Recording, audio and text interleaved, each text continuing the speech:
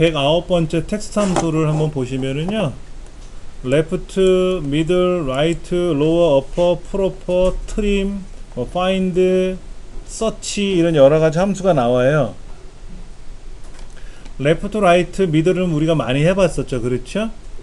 lower는 소문자, upper는 대문자, proper는 첫 글자만 대문자, trim은 양쪽 끝에 공백은 다 제거하고 사이에 있는 단어와 단어 사이에 있는 공백은 한 칸을 유지한다라는 얘기죠.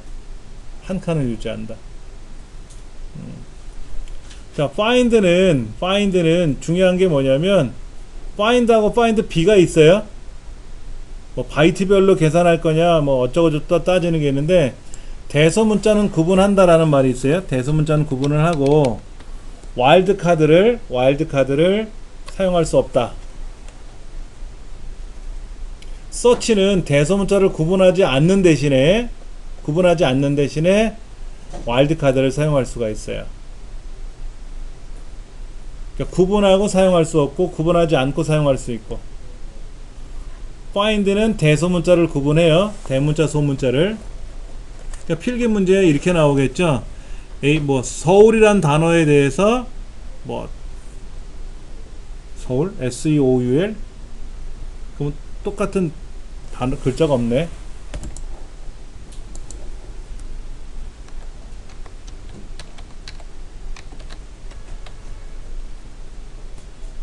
뷰티풀 같으면 U자가 여기도 있고 여기도 있는데, 하나는 소문자로 쓰고 하나는 대문자로 쓰면 대문자 소문자를 분명히 구분한다고 했었잖아요. 어떤 거는 find는 대소문자를 구분한다 그랬잖아요.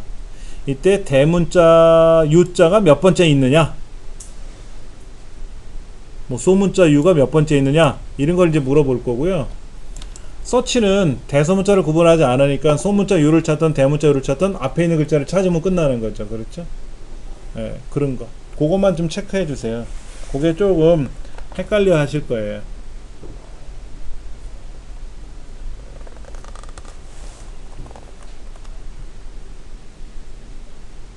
지금 그 오른쪽에 보시면 search, find에 대해서 automation이라는 단어가 있는데, 첫 글자는 대문자고 그 중간에 6번째인가요?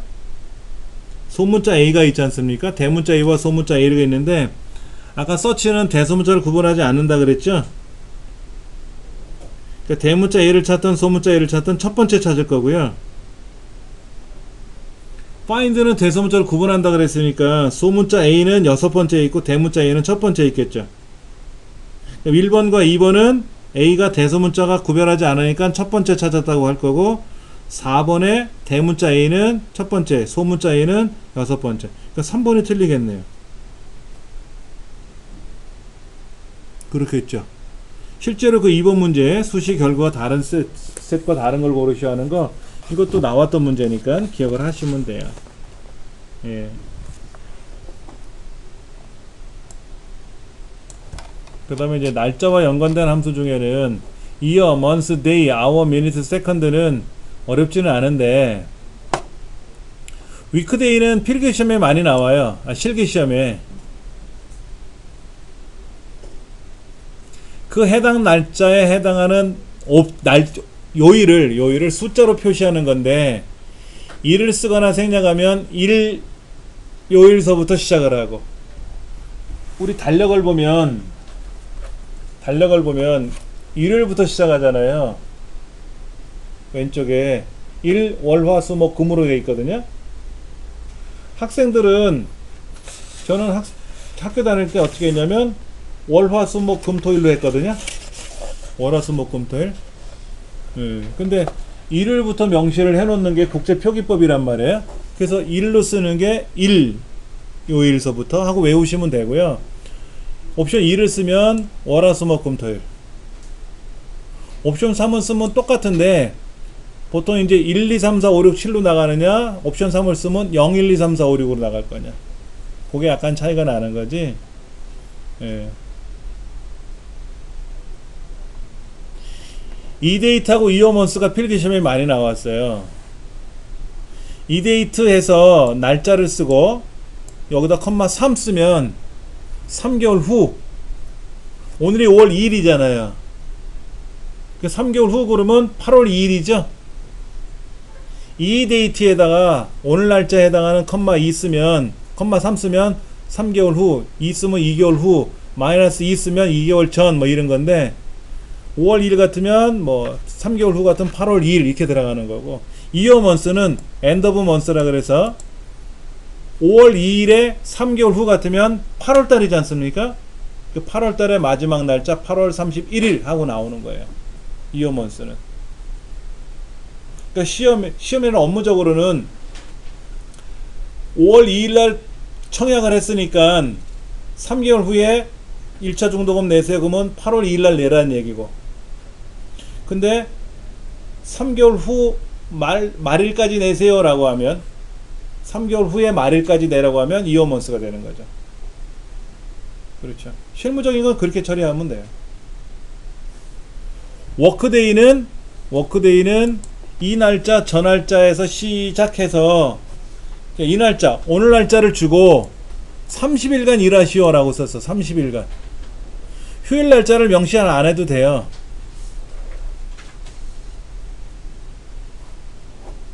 예를 들면 이렇게 생각하시면 돼요.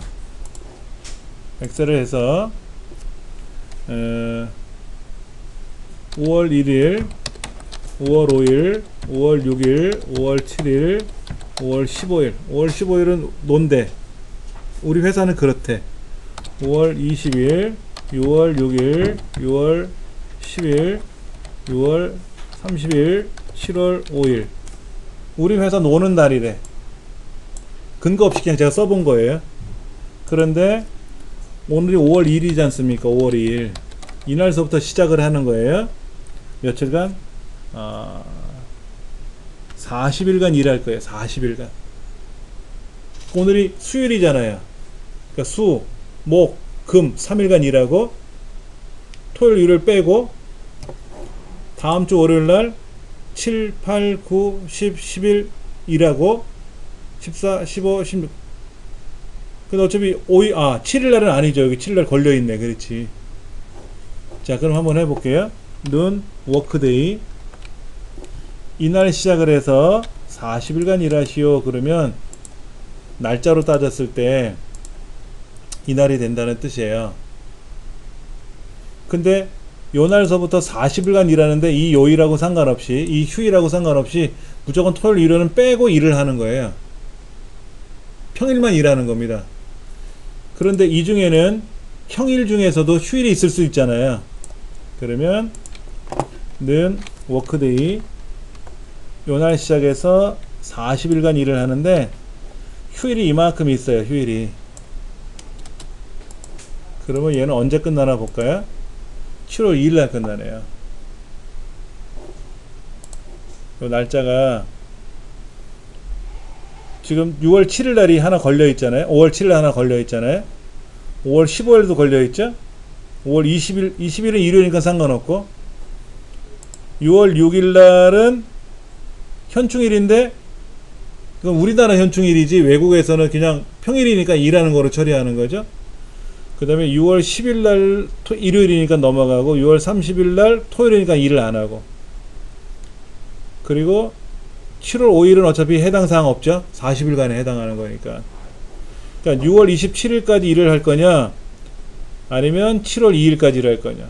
그러니까 중간에 5월 7일 걸려 있었고 5월 15일 걸려 있었고 5월 7일 걸려 있었고 5월 15일 걸려 있고 6월 6일 걸려 있었잖아요. 그러니까 3일 차이 나죠. 3일.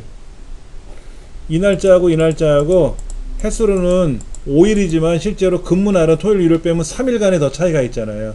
그러니까 요 휴일에 따라서 이제 작업 시작하면 원래는 6월 20일에 끝나는 건데 이 회사에는 이날 휴일이라고 하니까 7월 1일 날까지 근무가 끝나는 거죠. 그러니까 40일간만 작업하는 거죠. 워크데이 일하는 날짜.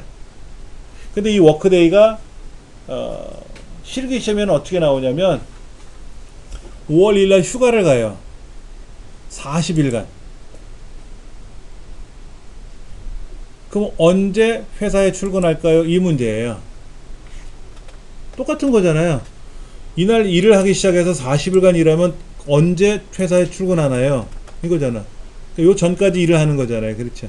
요거를 워크데이로 문제를 내야 되는데 그냥 일한 작업한 거로 표현하기가 좀 불편하니까 휴가를 갔다 왔어요 해서 워크데이로 휴가 문제를 내더라고요. 의미만 통하면 맞는 말이니까.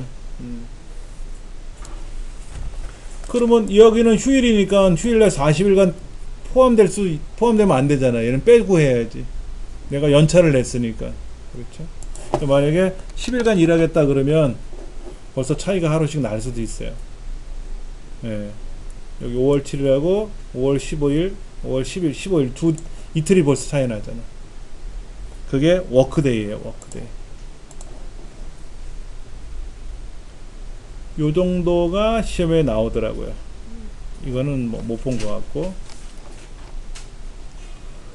논리함수는 뭐 징글징글하게 나오는 거죠. 실기 시험에 엄청나게 나오기 때문에 뭐 안 할 수가 없어요. 이거는 뭐 반드시 해야 되는 거고. 우리 그 논리함수 이전에 날짜함수 문제가 거기 나와 있잖아요. 이번 문제 보시면 month, eDate, eDate, year month 이 함수 나와 있지 않습니까? 보시면 돼요. 그러니까 세 번째가 year month니까 3월 20일에 2개월 후니까 5월의 마지막 날짜 5월 31일이 나와야 되는 거죠. year month니까.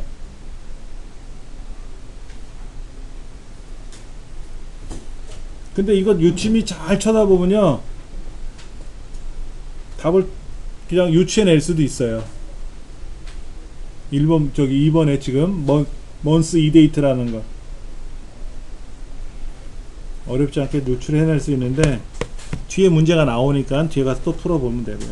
논리함수는 if, and, or, if 해라. not 함수는 시험에 나온 적이 없는 것 같아요. 기억이 없어요. not 문제는. if 해라는 종종 제가 설명을 드렸죠? 만약에 에러가 난다면 어쩌고 저쩌고 하는 거였잖아요. 네. false true 같은 경우도 사실은 우리 지금 문제지에는 인쇄물에는 없죠? and or까지만 나와 있죠? 그러니까 false하고 true는 뭐냐면 false라고 하는 건 false고 true라는 건 true예요. 참이면 참이라고 표시되겠고 거짓이면 거짓이라고 표기되겠지 뭐. 얘도 시험엔 나온 적은 없어요. 그 다음에 거기에 해당하는 문제들도 여러분이 좀 풀어보시고 해설을 보시면서 풀어보시면 되고요. 제가 요거는 또 설명을 따로 드릴 거니까. 찾기 참조함수 VLOOKUP, HLOOKUP에서 중요한 거는 옵션이 중요한 거예요. 옵션이 중요한 거지. true로 그럼 뭐다? 비슷한 거. false 또는 0은 뭐다? 정확한 거. 이때 true를 쓰게 되면은 뭐다? 오름차순은 정렬되어 있지 않으면 절대로 안 된다. 그거. 추수는 여러 개 중에서 하나 고르는 거죠. 고르는 거. 아까 인덱스도 잠깐 설명드렸죠. 범위를 정해주고 몇 번째 줄, 몇 번째 칸. 데이터베이스 함수에서는 69페이지로 넘어갔어요. 왼쪽에 있는 문제들은 여러분들이 좀 풀어보셔야 되겠고요. 어차피 관련도 문제도 그대로 나와 있으니까 그 문제를 보면서 설명은 드릴 겁니다. 대신에 여러분들은 먼저 한 번씩은 꼭 풀어보세요. 오늘 가셔가지고. 데이터베이스 함수 12가지 중에 우리 시험에는 6가지 정도, 합계 구하는 거, 평균 구하는 거, 숫자만의 개수, 해당하는 거 다 개수, 그 다음에 최대값, 최소값 구하는 거, 이런 것들이 이제 시험에 나와요. 아무래도 나오니까는 이것도 뭐 문제 풀어보면 그리 어렵지는 않아요.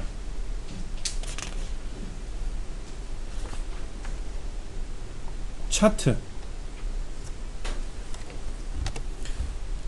문제에 관한 설명이 나와 있지 않습니까? 차트에 대한 거는 차트 의미는 다 아실 수 있어요. 그렇죠. 시각적으로 표현한 겁니다.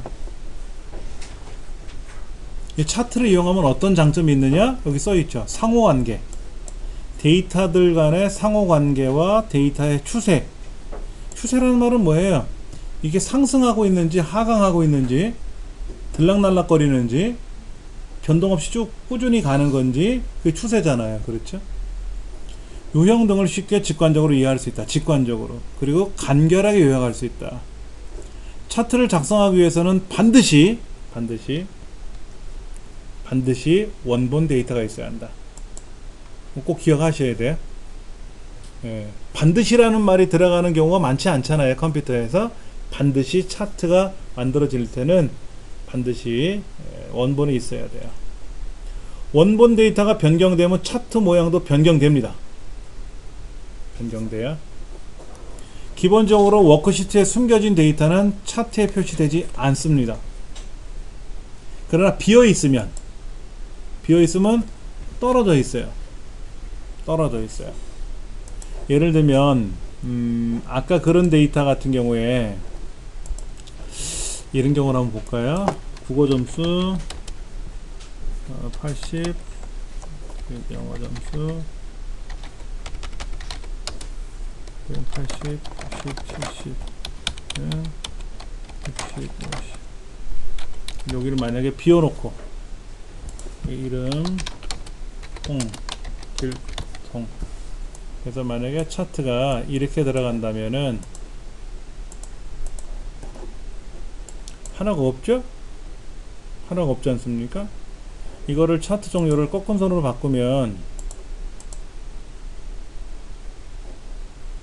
여기 홍길동에 80점이 있고 동일한 사람이 70점인데 중간에 점수가 없잖아요. 그러니까 연결되어 있지 않죠. 만약에 여기 0점이면 이렇게 갔다는 가요. 0점이니까 가죠. 근데 없으니까 선을 연결을 못 하잖아요. 그러니까 시험 문제 이렇게 나와요. 이런 차트가 있었다. 이런 차트가 만약에 이런 차트가 있었다. 이거 무슨 차트입니까? 라고 이제 설명이 나오죠. 그러면 지금 홍이라는 사람은 점수가 2개가 있는데 길이라는 사람은 점수가 누락돼 있다. 국어 점수는 지금 꺾은 선으로 나와 있는데 여기 나와 있잖아요. 영어 점수가 지금 붉은색 계열이 영어 점수인데 어떻게 됐다? 누락돼 있다. 이게 맞는 말이에요. 이 사람은 0점이다. 아니에요. 0점은 다시 보여드리지만 내려갔다 갑니다. 내려갔다 가요. 그거 그런 것들이 이제 나타나요.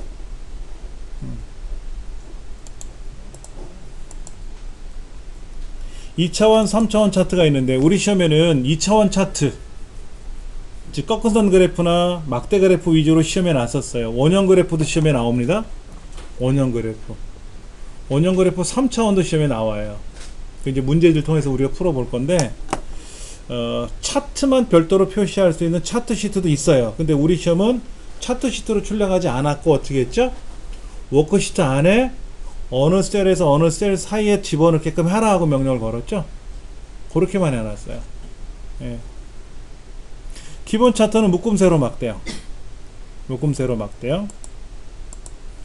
그 다음에 F11번을 누르면 자동으로 차트가 만들어지죠. 이렇게 범위를 정해주고 F11번을 누르면 차트 시트에 별도로 출력이 되는 거예요. 아까 거는 여기 있었는데 지금 보시면 여기 밑에 차트 시트, 워크시트가 있단 말이에요. 차트 시트, 워크시트. 그래서 F11번 누르니까 어떻게 됐다? 차트 시트에 별도로 출력이 됐어요. 근데 지금 문제 이제 뭐라고 되냐면 Alt F11번을 누르면 뭐가 된다?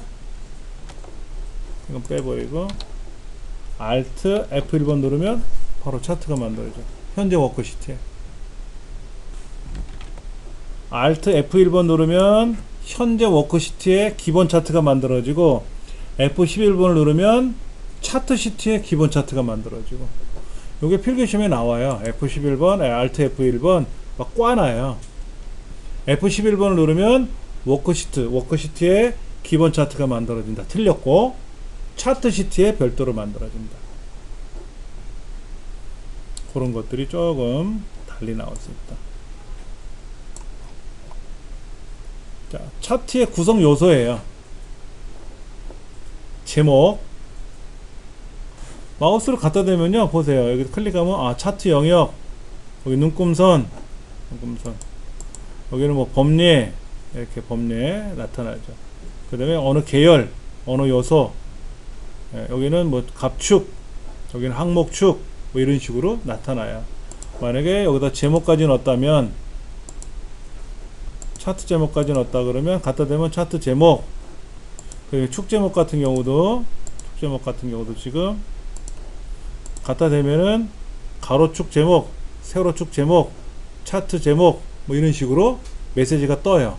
메시지를 보면서 하시면 되는데, 세로 갑축, 야 세로다 가로다라는 말은 아시잖아요. 가로가 지금 가로고 세로가 세로라는 걸 의미는 아시는데, 숫자가 적혀 있으면 가로 갑축도 있어요. 가로 갑축. 예를 들면 이 차트 모양을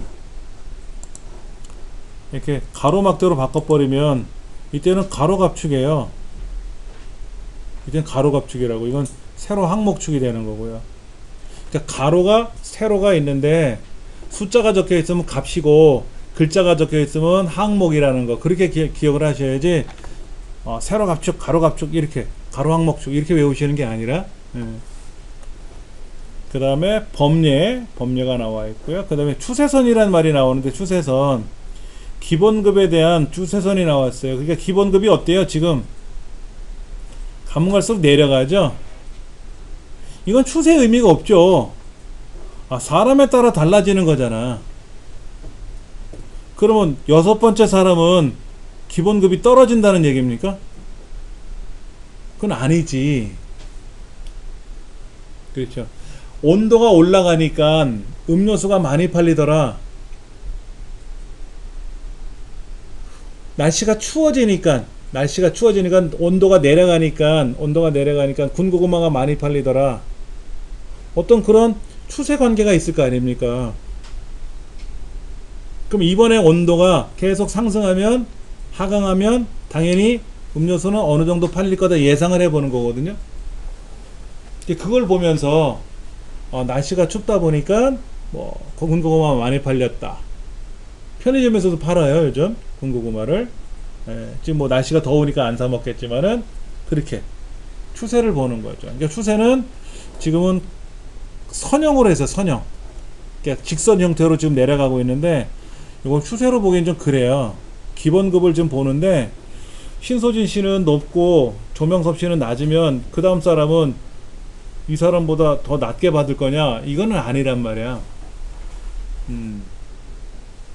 예를 들어 직급별로 1, 2, 3, 4, 5, 6, 7, 8 직급 호봉순으로 호봉이 올라가니까 기본급이 올라가더라 내려가더라, 그거 추세가 있을 거 아닙니까? 그런 거 볼 때는 추세선을 봐야 좋지.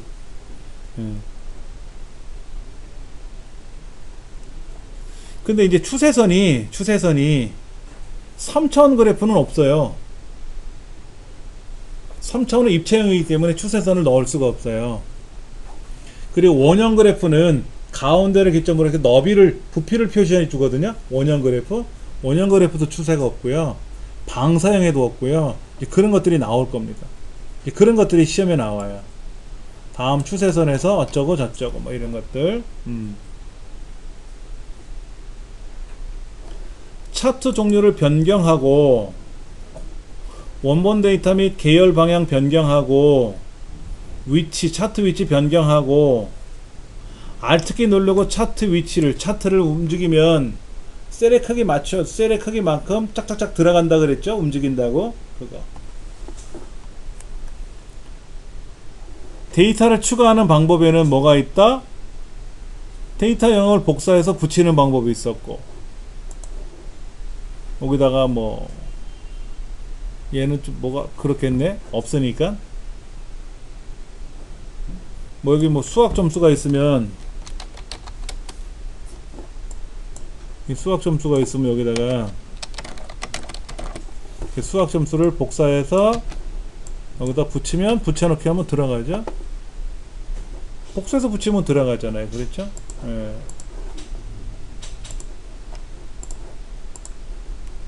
복사해서 붙이면 들어가죠. 그 다음에 이제 뭐 필요 없다, 만약에 수학 점수가 필요 없다 그러면 수학 점수 선택하고 딜리트 누르면 수학 점수 빠지고, 필요하면 복사해서 다시 넣으면 들어가고, 쉽게 할 수 있는 방법이 이제 그런 계통이죠. 추세선 아까 말씀드린 거, 실기시험에서는 추세선이 나온 적이 없는데, 추세선은 추세 변화 추세를 파악하기 위한 선인데 3차원에는 들어갈 수가 없고요. 방사형은 투망 던지는 거 보셨어요? 투망. 그러니까 소쿠리처럼 둥그렇게 되는 거예요. 가운데를 기점으로 얼마나 펼쳐져 있느냐를 보는 게 추세형, 방사형이거든요. 그러니까 방사형은 가운데를 기점으로 둥그렇게 나타나요. 이건 추세를 못해요.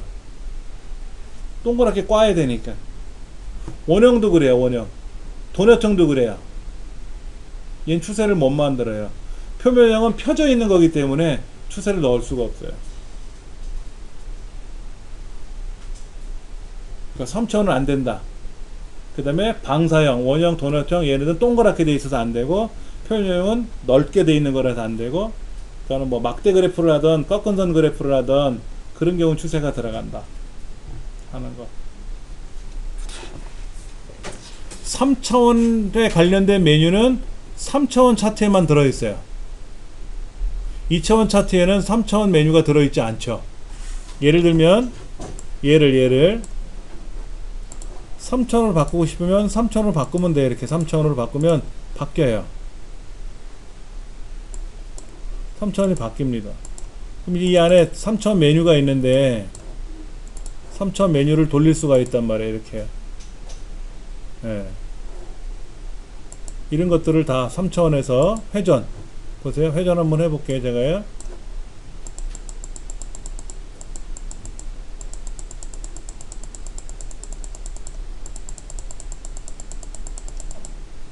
자, X축 돌아가죠. Y축 돌아가죠. 네. 이런 게 있단 말이에요. 원래대로 뭐 기본 회전 뭐 이런 것들이 3차원에 관한 건데, 이 3차원에 관련된 메뉴는 3차원 차트에만 있으니까 2차원에서는 3차원을 건들 수가 없겠죠. 간혹 시험에 나와요. 뭐 3차원 메뉴가 어쩌고 저쩌고. 그러면 뭐 2차원 메뉴, 2차원 차트에는 없으니까 뭐 고르면 바로 답이지 뭐.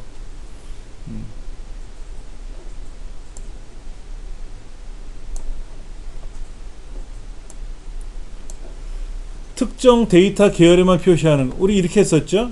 클릭하고 오른쪽 눌러서 레이블을 추가하던, 그렇죠? 아니면 클릭하고 나서 레이아웃에 가서 레이블을 추가하던, 아니면 차트를 자체를 선택하고 레이블을 추가하면 어떻게 될까요? 다 나오죠? 계열이 다 나오죠. 다시 한번 보세요.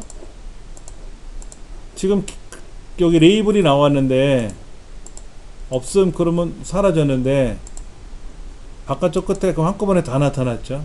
근데 그러지 말고 영어 점수만, 파란 거 국어 점수만 선택할까요? 국어 점수 파란 것만 클릭하고 레이블 추가하면 여기만 나오고, 그 다음에 수학 점수에 클릭하고 동일한 사람 것만 클릭해서 레이블을 추가하면 그거만 나오고, 특정 계열에만 표시한다 그러면 어떻게 하나? 그 계열을 클릭하고 그 명령을 걸면 그 계열에만 나가고, 그 요소에만, 그 특정 데이터 요소에만 하겠다 그러면 어떻게 한다? 요소에 있는 거를 클릭하고 계열을 클릭하고 요소를 클릭해서, 그렇죠, 계열을 클릭하면 한꺼번에 나왔는데 얘만 다시 클릭하면 요거만 선택되죠. 그때 어쩌고 저쩌고, 그럼 어쩌고 저쩌고 얘 나오겠지. 범례는 어떻게 한다고요? 범례는 클릭하고 나서 범례 여기서 직접 명령을 걸어도 되죠. 위쪽은 위로 올라가고, 아니면 범례 서식에서 오른쪽 그럼 오른쪽으로 가고, 아래쪽 위쪽 그러면 위로 올라가고, 아래쪽은 아래쪽으로 내려가고, 옵션에서 해도 되고. 대신에 마우스로 얘를 드래그 해가면 안 돼요. 얘를 드래그 해가면 깨져버립니다. 영역이 깨져버려요. 반드시 명령을 걸어서 오른쪽에 있는 애를 위로 넘기면 오른쪽이 펼쳐지면서 위의 공간이 줄어들겠죠. 그렇게 명령을 걸어야지 얘를 끌어다가 이렇게 가져오고 높이를 조절하고 여기 영역을 마우스로 드래그하고 높이면 모양은 만들어지는데 엉망진창이 된 거죠. 그럴 필요가 뭐가 있어? 위에 있다가 어떻게 됐어요? 이제 다 깨졌죠? 위로 보내도 엉망됐잖아요. 제대로 안 가잖아. 이때는 디자인에 가서 첫 번째 거 차트 레이아웃 디자인에 가서 첫 번째 걸 클릭하면 원래 차트로 돌아와요. 얘를 망쳤단 말이야. 지금 끌어다가 망치고 너비도 망치고 높이도 망치고 다 엉망된 거야. 그러면 여기 와서 범례를 오른쪽 그런다고 오른쪽에 가긴 가는데 나머지가 꼬여버린단 말이에요. 그럴 때는 디자인에 가서 레이아웃 첫 번째를 클릭하면 원래 형태로 돌아오거든요. 그리고 나서 이제 다시 그러면 알아서 움직여지죠. 위쪽은 가는데 오른쪽 깨졌다. 그럼 더블 클릭해서 위쪽 갔네. 오른쪽 갔어. 이제는 갔다. 위쪽 오른쪽. 여기서 깨지네. 여기선 깨지네요. 또 얘가 위쪽 갔다가 오른쪽 갔다가 그때는 천상 다시 놓고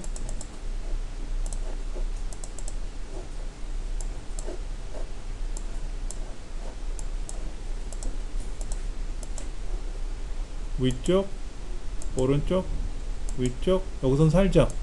여기선 사네. 여기선 아까 위쪽 오른쪽 깨지는 것 같은데, 예. 여기서 위쪽 오른쪽. 여기선 또 깨져. 한번 깨지고 나면 깨져요. 천상 뭐 디자인에 와서 첫 번째 거 돌려놓고 다시 해야 돼. 불편함이 생기죠. 그래서 필기시험에도 뭐가 나오냐면 범례 위치를 내가 숫자값으로 옮기면 따라서 차트 영역이나 이것이 한꺼번에 같이 움직인다 라는 말은 틀린 말이다 라는 거죠. 숫자값으로 옮기면 고생해요. 범례가 필요 없으면 범례를 선택하고 딜리트 누르면 그 범례 공간만큼 차트가 늘어나죠. 그러다가 레이아웃에 와서 범례를 넣어야 되겠다. 뭐 범례가 들어가겠지. 예. 제목도 마찬가지예요. 차트 제목 서식을 누른다라는 거는 바로가기 메뉴니까 오른쪽 버튼 눌러서 서식 이거를 하라는 건데, 엑셀 2014부터는 더블 클릭하면 서식이 떠요. 2007 옛날 버전에서는 컨트롤 1번 눌러든지 바로가기 메뉴에서 서식을 눌러야 되는데 2014부터는 더블 클릭하면 웬만하면 뜨더라고요. 근데 안 뜨면 어떻게 된다? 천상 뭐 수작업으로 작업하는 수밖에 없다. 네. 눈금선 서식 같은 경우, 눈금선도 마찬가지죠. 눈금선 요거잖아요. 여기 눈금선.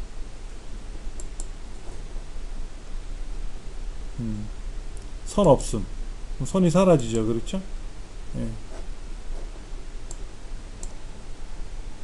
여기 보면 눈금선에 가서 없음. 주눈금선. 주눈금선이라는 건 이거예요. 왼쪽에 갑축이 보이잖아요. 갑축 숫자가 보이는데 이 숫자에서 숫자와 숫자 사이에 있는 눈금. 보조눈금선도 있어요. 보조눈금선. 보조눈금선은 뭐냐면 주눈금선과 주눈금선, 즉 여기 숫자와 숫자, 갑축과 갑축 사이에 안에 있는 자그마한 눈금선. 그러니까 보조눈금선 따로 있어요. 주눈금선 따로 있고.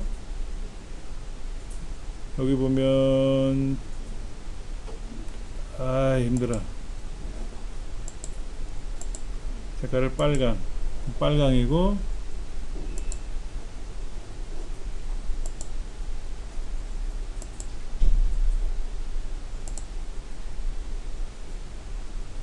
주눈금선, 보조눈금선 따로따로 보겠다. 지금 파란 거는 주눈금선이고 빨간 거는 보조눈금선이고, 이때 주 단위, 보조 단위. 보조 단위를 만약에 몇으로 할 거냐, 5 단위로 가라. 지금 80, 90이니까 85, 90, 5 단위로 가라. 그러면 하나씩 거하는 거죠. 하나씩. 근데 아까 2라고 썼잖아. 2. 1 써놓으면 어떻게 돼요? 10개씩 가는 거고, 눈금이. 예. 그렇게 확인이 될 수 있다. 데이터 계열 순서 바꾸는 거, 이런 것들도 나오고요. 계열 겹치기. 계열 겹치기는 이거였죠. 이거 계열 겹치기. 계열 겹치기가 0%라는 건 뭐다? 홍길동의 국어, 영어, 수학이 겹치지 않았잖아요. 이거를 겹쳐주면 어떻게 된다? 반 겹칠 거냐? 겹치면 포개지는 거죠. 겹치면 포개지는 거죠. 간격 너비가 줄어들면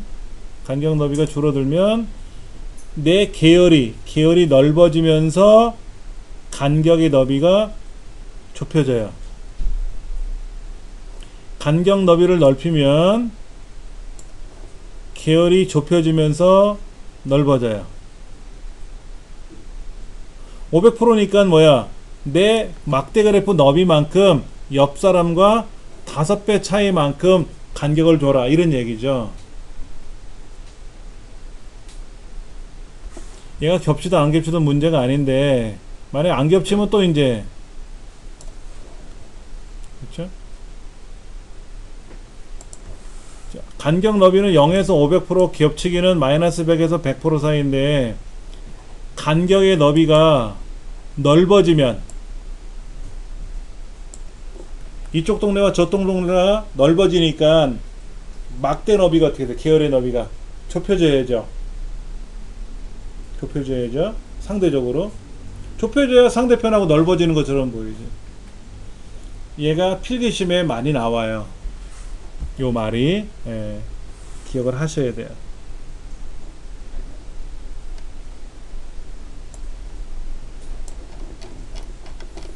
그 다음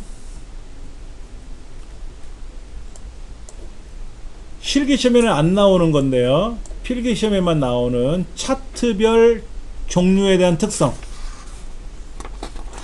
차트별 종류에 따른 특성.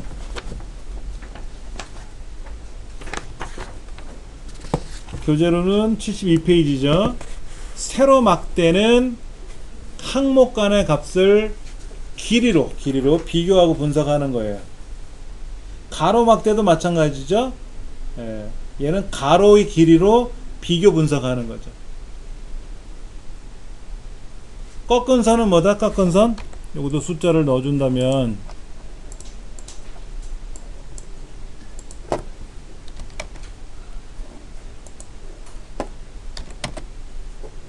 차트의 종류를 꺾은 선을 바꾼다 그러면, 자, 눈금선을 그냥 하나로 할게요. 너무 정신없으니까. 자, 이렇게 나왔어요.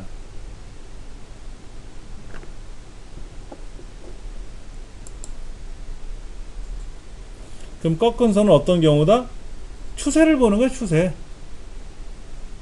예를 들어 중간고사 시험을 보고 기말고사 시험을 봤는데, 중간고사 때 성적이 이렇게 올라갔어. 1학년 1학기 때 1학기 때 중간고사 기말고사, 1학년 2학기 때 중간고사 기말고사를 봤는데 성적이 계속 올라가더라 이거지. 내려가든지 평균을 유지하고 있는지, 그런 추세를 보는 거죠. 추세. 꺾은 선은 추세를 볼 때 변화, 연속적인 값의 변화를 표현하는 거예요. 예. 예를 들면 혈압을 측정했는데 나이를 하고 계산을 해보는 거죠. 30세 때 내 혈압은 얼마, 31세 때 혈압은 얼마, 32세 때 혈압은 얼마. 근데 나이가 들수록 혈압이 올라가더라. 그러면 내가 나이를 더 먹기 전에 조심해야 되겠네, 이걸 생각해야 되고, 나이가 들면 들수록 혈압이 내려가더라. 그러면 저혈압으로 내려갈 수 있다. 그런데 그것이 그냥 음식의 문제도 있을 수 있고 건강의 문제도 있을 수 있으니까 확인을 해봐야 되겠지만, 그런 거를 추세를 보는 거예요. 값에 따른 변화를 보는 거예요. 온도가 올라가더라. 음료수가 많이 팔리더라. 뭐 35도 36도 되니까 음료수가 많이 팔리더라. 아이스크림 많이 팔리더라. 편의점에서 봤을 때. 그런 거를 계산해 보는 거예요. 그럼 이런 날씨 같은 경우는 어때요?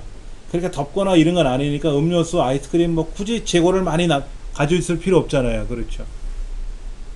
그런 걸 비교해 보는 거죠. 예. 원형은 어떻게 되냐면요. 한번 보세요. 원형은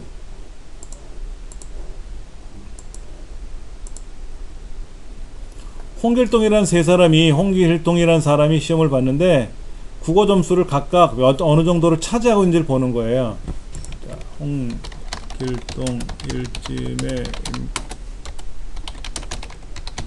이렇게 했을 때 국어 점수를 가지고 어느 정도를 보고 있는지를 봐라 이거죠. 그랬더니 국어 점수를 봤을 때 홍길동 점수가 많이 차지하고 있어요. 이렇게 보는 거예요. 이렇게. 아니면 행렬을 전환시키면 이렇게 들어가요. 홍길동에 대한 국어 영어 수학만 보자. 홍길동이라는 사람의 국어 영어 수학만 보자. 요렇게만 봐라. 요렇게만 봐라. 하나의 요소에서 하나의 계열만 가지고 보는 거예요. 국어 영어 수학 홍길동 일침에 다 안 나와요.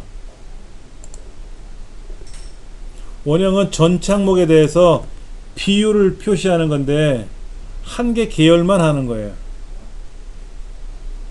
이거를 조각을 뺄 수 있어요. 클릭해서 쓱 뺄 수도 있어요. 처음부터 빼면 한꺼번에 빠지고, 마찬가지로 클릭하고 나서 빼내면 얘만 빠지고, 이렇게 뺄 수도 있고요. 그런데 이제 차트 중에는 요런 것도 있어요. 도넛형이라고 있어. 도넛형. 홍길동 일찜의 임꺽정 다 나와요. 처음 안에 있는 게 홍길동이고, 두 번째 중간에 있는 게 일찜이고, 겉에 있는 게 임꺽정 거예요. 그래서 각각의 점수 중에 홍길동은 지금 뭐가 됐다? 국어 점수가 크고, 그렇죠? 붉은 게 지금 영어 점수인가요? 아, 영어 점수. 홍길동 영어 점수가 크고, 근데 이렇게 봐서는 잘 모르겠네. 잘 몰라.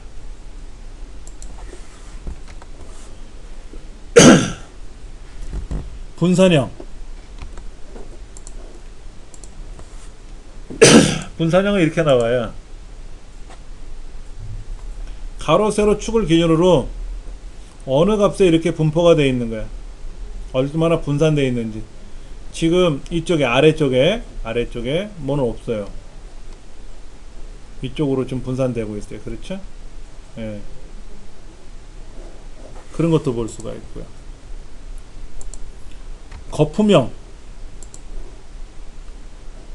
거품형이라고 말하는 거는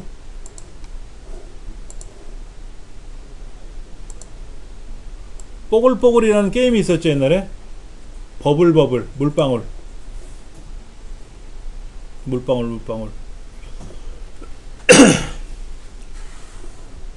어떻게 형성되어 있는지 이런 거. 영역형.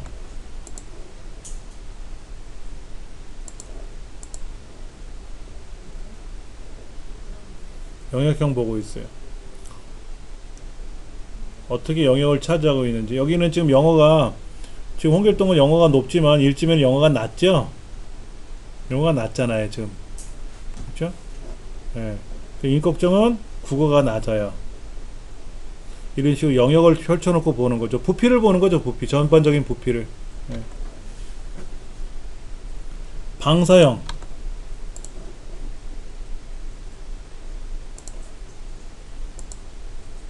가운데를 기점으로 얼마나 펼쳐져 있는지. 홍길동은 영어가 많이 펼쳐져 있고요. 국어도 펼쳐져 있어요. 근데 지금 임꺽정은 수학이 좀 펼쳐져 있어요. 이렇게 펼쳐져 있는 게 이렇게 가로 세로로 가운데 기점으로 해서 한 사람이 더 이제 과목이 하나 더 늘어나면 꼭점이 4개가 되겠죠? 예를 들어서 여기 과학이다. 60. 그래서 얘를 복사해서 붙이면 이때는 항목이 4개죠, 뭐. 4가지로. 항목이 더 많으면 오각형으로 펼쳐지고, 육각형으로 펼쳐지고, 이렇게. 예, 가운데를 기점으로 고무줄 늘리듯이 늘려놓은 거예요. 표면형.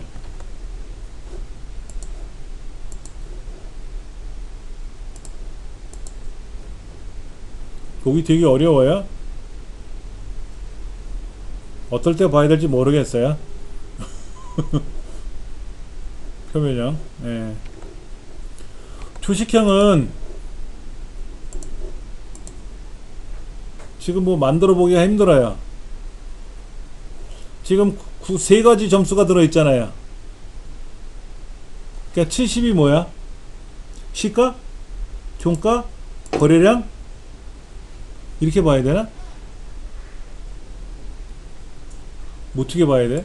이게 지금 차트가 세 가지 계열이 들어가 있어서, 예. 지금 시가, 거래량, 그 다음에 시가, 종가, 시가와 종가, 시가, 고가, 저가, 종가. 주식에 보면 그런 말이 나오나 봐요. 그러니까 현재 거래됐던 양이 얼마큼인지 시작했을 때, 증권거래소 오픈했을 때 시가, 그때 그 가장 올라갔을 때 금액, 저가, 그 다음에 이제 장 마감할 때 종가. 그러니까 다섯 가지가 다 있으면 그 다섯 가지가 나타나는데, 지금 데이터 입력한 거하고 주식형하고는 관계가 없잖아요. 그러니까는 꼬이게 나왔지 뭐. 주식 그 거래하시는 거를 해본 경험 있으시거나 관심 있는 분들은 저걸 눈에 금방 익혀질 텐데, 저는 엑셀 시간 아니면 볼 시간이 없더라고요. 주식에 관심이 없어서 그런지. 낯설어요. 굉장히 낯설어요. 그러나 이제 이 문제를 많이 보다 보니까, 아, 거래량도 있고 시가 종가라는 말도 있고, 그래서 인터넷 찾아보니까는 증권거래소에서 뭐 나오는 용어다 이런 얘기는 있더라고요. 뭐 그런 정도만.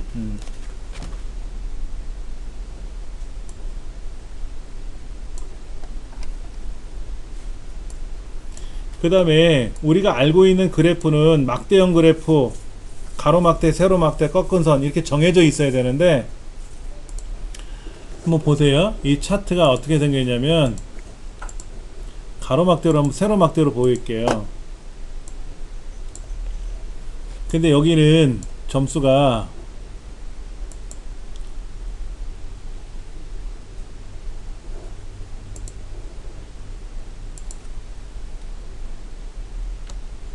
좀 빼볼게요. 여기는 점수를 이렇게 썼어요. 20, 30, 25. 여기는 70, 65, 60 이렇게 썼어요. 그러면 왜 앞에 국어 점수는 낮고 여기 중간고사, 여기 기말고사라고 가정을 해볼게요. 이렇게 차트를 만들었는데, 왜 중간고사는 낮고 기말고사는 높으냐, 이런 이제 이야기가 나올 수 있겠죠. 근데 중간고사는 30점 만점이고 기말고사는 70점 만점인가 봐요. 그러니까 서로 점수가 다른 거예요. 중간고사는 100점 맞아도 30점밖에 안 주는 거고, 기말고사는 70점을 주는 거예요. 그럼 합해서 100점 만점으로 되는 거죠. 방송통신대학교 시험이 이렇게 돼 있단 말이에요. 중간고사, 기말고사 배점이 서로 달라요. 그러면 이 숫자가 70으로 기준으로 봤을 때 이 사람은 굉장히 잘한 것처럼 보이지만, 이 사람은 30점 만점으로 기준으로 봤을 때 잘한 건데 70점 기준으로 보니까는 행편없는 점수가 됐지 않습니까? 그럴 때는 이 점수를 보조축으로 넘겨요. 보조축으로 넘겨서, 여기는 파란 게 또 안 보이네. 그러니까 얘를 또 꺾은 선으로 바꿔야 돼. 그러면 중간고사는 왼쪽에는 숫자를 기준으로 보는 거니까 30점 만점으로 보는 거고, 꺾은 선은 오른쪽에 있는 숫자를 보면서 70점 만점으로 보고, 이렇게 하자 이거지. 여기는 왼쪽의 숫자를 보고, 얘는 오른쪽의 숫자를 보고. 그러니까 왼쪽 축 기본축, 오른쪽 축 보조축. 그래서 그걸 이중축이라고 하는 거예요. 그 다음에 막대 그래프도 보이고 꺾은 선 그래프도 보이네요. 그렇죠? 그럼 뭐다? 혼합형. 그러니까 이중축 혼합형이라는 문제가 우리 실기시험에는 가장 많이 나온 유형인데, 차트에는 이중축으로 만들게요, 혼합형으로 만들게요 라는 말은 없어요. 하나의 그래프로, 뭐 막대 그래프든 꺾은 선 그래프로 만들어 놓고 나서 축을 바꾸고 차트의 형태를 바꿔야 되는 거지, 그냥 자동으로 만들어지는 건 없다 이거죠. 아주 옛날 버전에는 있었어요. 이중축 혼합형 그럼 딱 만들어졌었거든요. 근데 지금은 그게 없으니까 일일이 고쳐야 돼요. 그러니까 이중축은 어떨 때 쓴다 그랬어요? 중간고사 30점 만점, 기말고사 10점 만점 차이가 많이 나잖아요. 이렇게 차이가 많이 나는 경우에 사용하면 좋다. 혼합형은 뭐다? 서로 다른 특징을 갖고 있으니까 하나는 막대 그래프로 보고 하나는 세로 막대, 하나는 가로 막대 이렇게 볼 수도 있거든요. 하나는 꺾은 선, 하나는 막대 그래프. 근데 3차원에서는 안 돼요. 하나는 3차원에서 꺾은 선으로 나오고 하나는 3차원에서 뭐 막대로 나오고 이거 안 되고 2차원에서만 가능하다. 그리고 아까 그 원뿔형, 원통형, 피라미드형은 3차원이에요. 원뿔은 원통으로 해서 원통은 동그랗게 올라가는 거, 원뿔은 삐죽하게 가는 거고 피라미드는 각진거로 올라가는 건데 얘네들은 3차원입니다. 또 주식형하고 다른 거를 가지고 혼합형으로 만들기가 애매하죠. 거래량은 꺾은 선으로 나오고 뭐 시가 종가는 뭐 막대로 나오고 이렇게 못 한다는 거죠. 그래서 주식형, 거품형, 표면형 같은 경우에는 혼합형을 만들 수 없고 원통, 원볼, 피라미드는 어차피 3차원이니까 안 되는 거고 3차원에서 못 만드니까. 자, 이게 실기시험에서는 하세요라고 하면 되는데 필기시험에서는 물어보니까 이게 헷갈리는 거야. 이게 헷갈리는 거지. 예. 그래서 이런 경우를 많이 접해보지 않으면 굉장히 어렵다라는 얘기예요.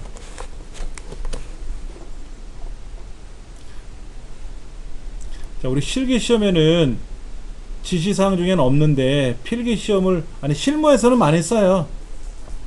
필기에서 많이 쓰니까는 실무에서 필기에서 물어보는 거니까 한번 설명드릴게요.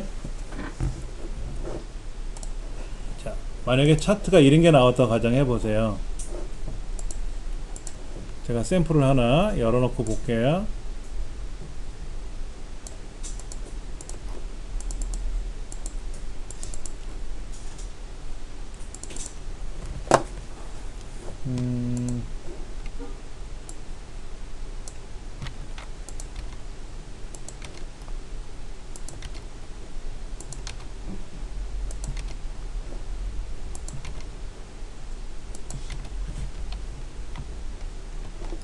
많이 들어갔어요.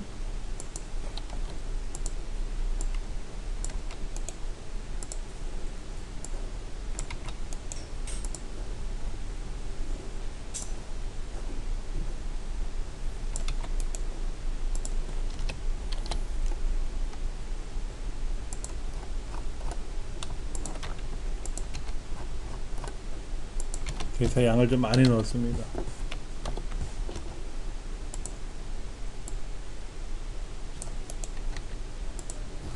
지금 이제 이런 데이터가 왔길래 이런 데이터를 분석하려고 그러는 거예요. 그러면 이제 오르락 내리락 하겠죠. 오르락 내리락 했는데 이게 뭐였죠? 올라가서 봤더니 매출액이었어요. 그렇죠? 자, 이건 매출액이었고 그 옆에 거는 목표 수량이었네. 그렇죠? 그러다가 이제 옆으로도 가야죠. 옆으로. 이건 누구 거죠? 옆으로 가서 보니까 인천 거네요. 그렇죠? 이렇게 들락날락거리기 되게 힘들잖아요. 그러면 우리가 원하는 건 요 세 번째 줄은 항상 가만히 있어야 돼. 움직이지 않고. 얘도 가만히 있어야 돼. 좌우로 가지 않고 가만히 있어야 돼. 그러면 여기 얘 아래쪽, 요거 오른쪽이니까 얘 여기다 놓고 보기에 가서 틀 고정을 해요. 틀 고정. 그럼 이렇게 선이 생깁니다. 그러면 시험 문제 나와요. 세 번째 줄을 고정하고 A 번째를 고정하고 싶은데 어디에다 클릭하고 해야 됩니까? 라고 하면 A에 세 번째다 놓고 합니다. B에 네 번째다 놓고 합니다. 이런 게 나온단 말이에요. 그럼 여기다 놓고 하면 되죠. 여기다 틀 고정을 했잖아요. 엉뚱한 데 틀 고정하면 안 되고요.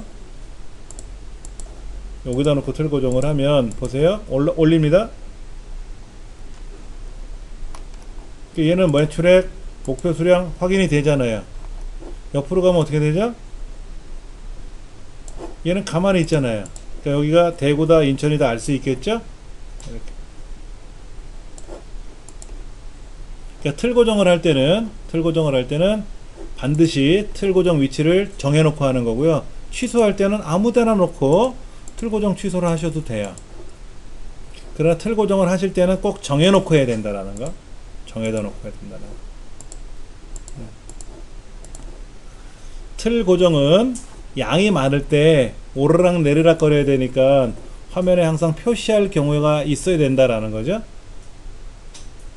그러니까는 행의 칸의 오른쪽 줄의 아래쪽에다 놓고 틀 고정을 시행해야 되고요. 취소는 아무데나 놓고 취소해도 돼요. 네. 그런데 여기 이상한 말이 있어요. 화면에 표시된 틀 고정 형태는 인쇄할 때는 적용되지 않는다. 좀 이따 설명드릴게요. 이거는요. 창 나누기. 자, 보시면 지금 이쪽 서울 지역하고 저 밑으로 내려가서 이쪽 밑에 있는 제주 지역하고 비교해 보려고 그래요. 어떻게 비교하죠? 비교하려고 올라가면 얘가 내려가고, 내려가서 비교하려고 하면 얘가 올라가고, 또 여기 AB라는 이 동네에 있는 거랑 저 오른쪽에 있는 동네랑 비교해 보려고 그러면 왔다리 갔다리 하잖아요. 그래서 어떻게 하냐?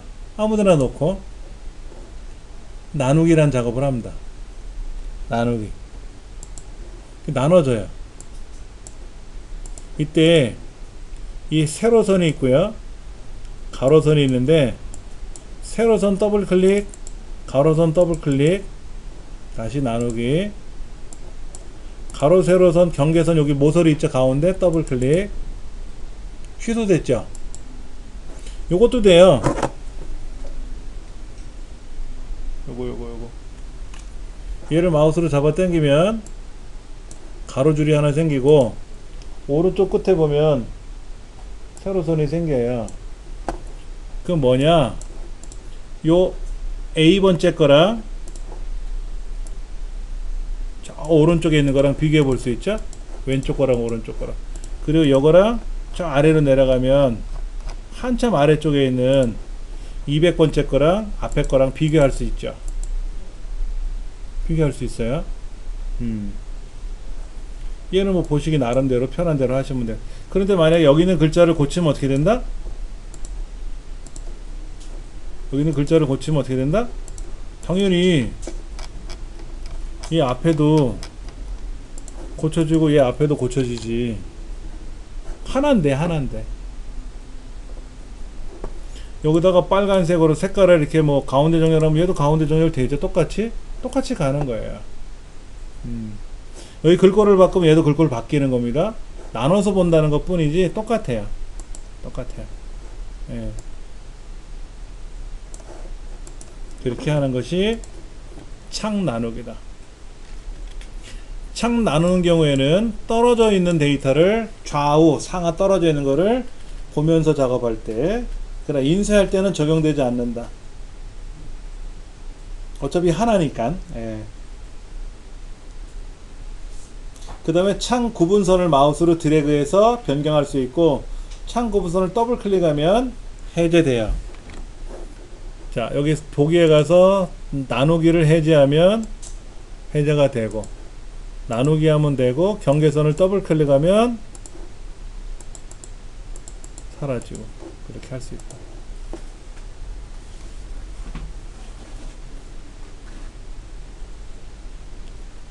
창 정렬.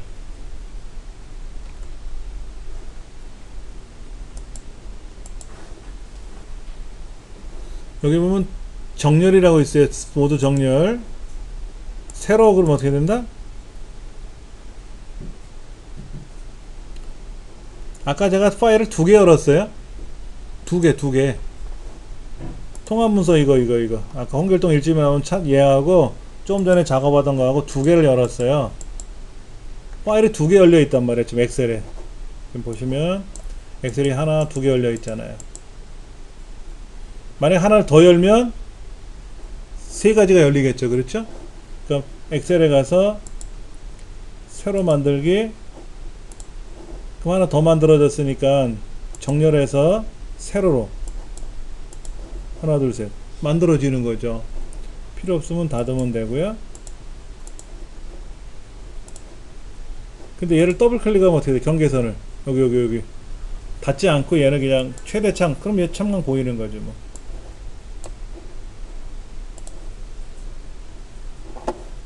자, 그런데 지금 시트 1번 여기 있는 A라는 파일하고 저기 있는 B라는 파일하고 지금 어떻게 봤어요? 제가 정렬에 들어가서 뭐 가로로 보던 세로로 보던 봤지 않습니까? 봤잖아요. 그럼 무작정 따라하기 1이라는 시트는 여기에 있는 거고 여기 차트는 여기에 있는 거니까 이렇게 볼 수는 있어요. 그럼 얘 내려놓고 무작정 따라하기 시트라는 거 하나 있고 기출공이라는 시트가 하나 있는데 이 시트를 따로따로 창을 나눠서 보고 싶어요. 어떻게 나눌까요? 창을 나눠 보겠다라는 거야. 아까 파일이 다른 경우에는 어떻게 했어요? 아까요. 정렬을 누르면 A라는 파일, B라는 파일이 따로따로 열렸고 그럼 A라는 파일에는 어느 시트랑 B라는 파일에는 어느 시트랑 비교해서 볼 수는 있어요. 근데 제가 요구하는 건 그게 아니고 이 파일인데 하나의 파일인데 시트가 두 개 있잖아요. 시트가 두 개 있잖아요. 얘를 나눠서 보고 싶은 거야. 이렇게 왼쪽 오른쪽으로. 하나의 파일은 정렬을 못해요. 그래서 얘와 똑같은 내용을 새 창으로 하나 더 만듭니다. 그럼 여기 뭐라고 뜨냐면 새 창에 여기 섹션의 2번 얘는 섹션의 1번 하고 파일명이 분리가 된 것처럼 나타나요. 위에.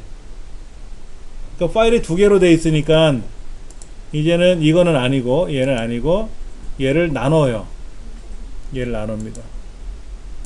얘를 나누면 1번 파일하고 2번 파일로 나눠졌는데 1번 파일에는 무작정 따르기 시트 2번 파일에는 기출공유 시트. 그래서 서로 다른 시트를 같은 파일로 볼 수가 있어요. 아까 건 같은 파일 내에서는 위아래 본다든지 할 때는 어떻게 봤다고요? 틀 고정을 창 나누기에서 보면 되는데 시트가 서로 달라.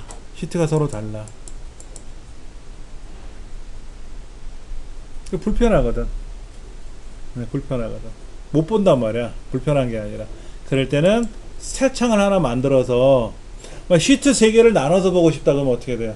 새 창을 한번 더 누르면 시트 3개를 따로따로 볼 수가 있겠죠. 와이드 모니터 같은 경우는 해상도가 넓으니까 해상도를 펼쳐놓고 작업하면 되게 편해요. 그리고 2013사부터는요 이 파일하고 저 파일하고 지금 어때요? 파일이 서로 다르지 않습니까? 이 파일하고 저 파일하고 서로 다르면 얘를 이렇게 마우스로 당겨서 A라는 파일은 왼쪽 모니터에 B라는 파일은 오른쪽 모니터에 이렇게 따로따로 볼 수도 있어요. 근데 2010까지는 엑셀을 움직이면 파일이 통째로 갑니다. 그러니까 엑셀 프로그램은 왼쪽 창에 놓고 파워포인트 프로그램은 오른쪽 창에 놓고 모니터를 두 개로 놓을 수는 있어요. 그건 다 돼요. 인터넷 창 A, 아리안글 창 B 해서 모니터를 좌우로 놓고 작업하는 건 가능해요. 근데 엑셀 2010 같은 경우에는 A라는 파일, B라는 파일을 따로따로 나눠서 볼 수가 없습니다. 2013은 왼쪽 모니터, 오른쪽 모니터에 A 파일, B 파일을 따로따로 볼 수 있어요. 버전에 따라 약간 차이가 납니다. 근데 이제 모니터 하나를 갖고 봤을 때는 어차피 창을 나눠서 어떻게 여기에서 A라는 파일, B라는 파일 열어가지고 여기에서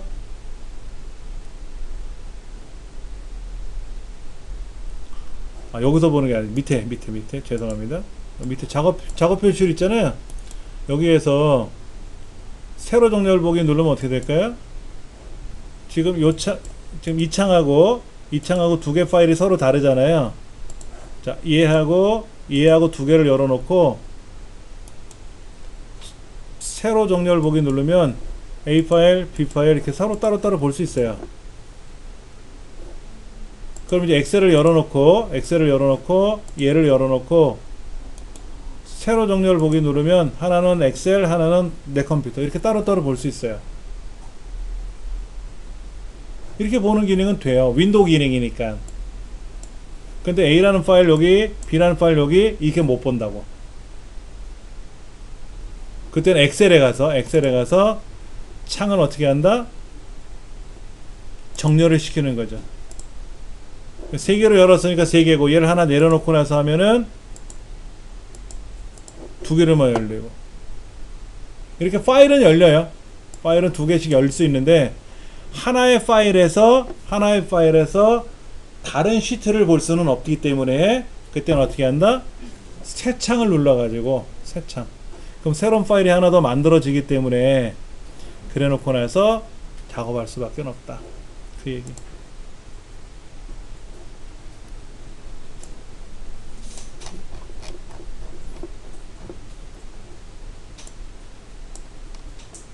이런 것들이 조금 헷갈리죠. 아무래도 우리가 실기 시험에서 한 번도 다루질 않았던 거기 때문에.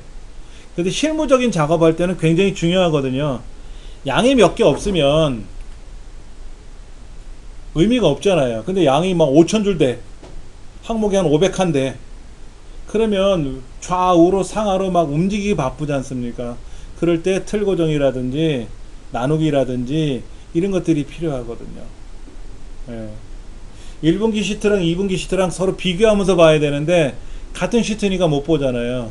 그러니까 불편하니까 그때는 새 창을 이용해서 나눠 가지고 사용을 한다는 얘기입니다.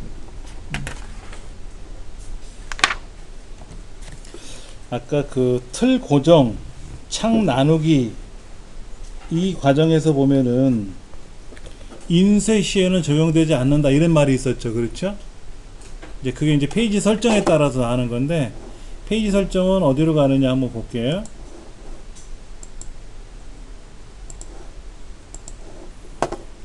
페이지 레이아웃에 가시면 페이지 설정 자세히 버튼이 있어요. 이렇게 보는 화면이 하나 있고요. 인쇄 미리 보기로 가서 인쇄로 가서 밑에 페이지 설정도 있어요. 이렇게 보는 방법이 하나 있어요. 페이지 레이아웃에 가서 페이지 설정 자세히 버튼 누르는 거 이렇게 누르는 방법이 하나 있고, 그 다음에 인쇄 가서 미리 보기처럼 떴지 않습니까? 이때 화면 하단에 있는 페이지 설정을 누르는 방법이 있는데 두 가지가 약간 달라요. 어디가 다르냐면 다 똑같은데 시트 영역이 좀 달라요. 여기는 시트에 인쇄 영역 반복할 행렬이 이렇게 선택이 안 돼요. 다른 건 선택이 되는데 예. 그러면 페이지 레이아웃에 가서 페이지 설정에 가서 시트에 가보면 선택이 돼요. 여기는요.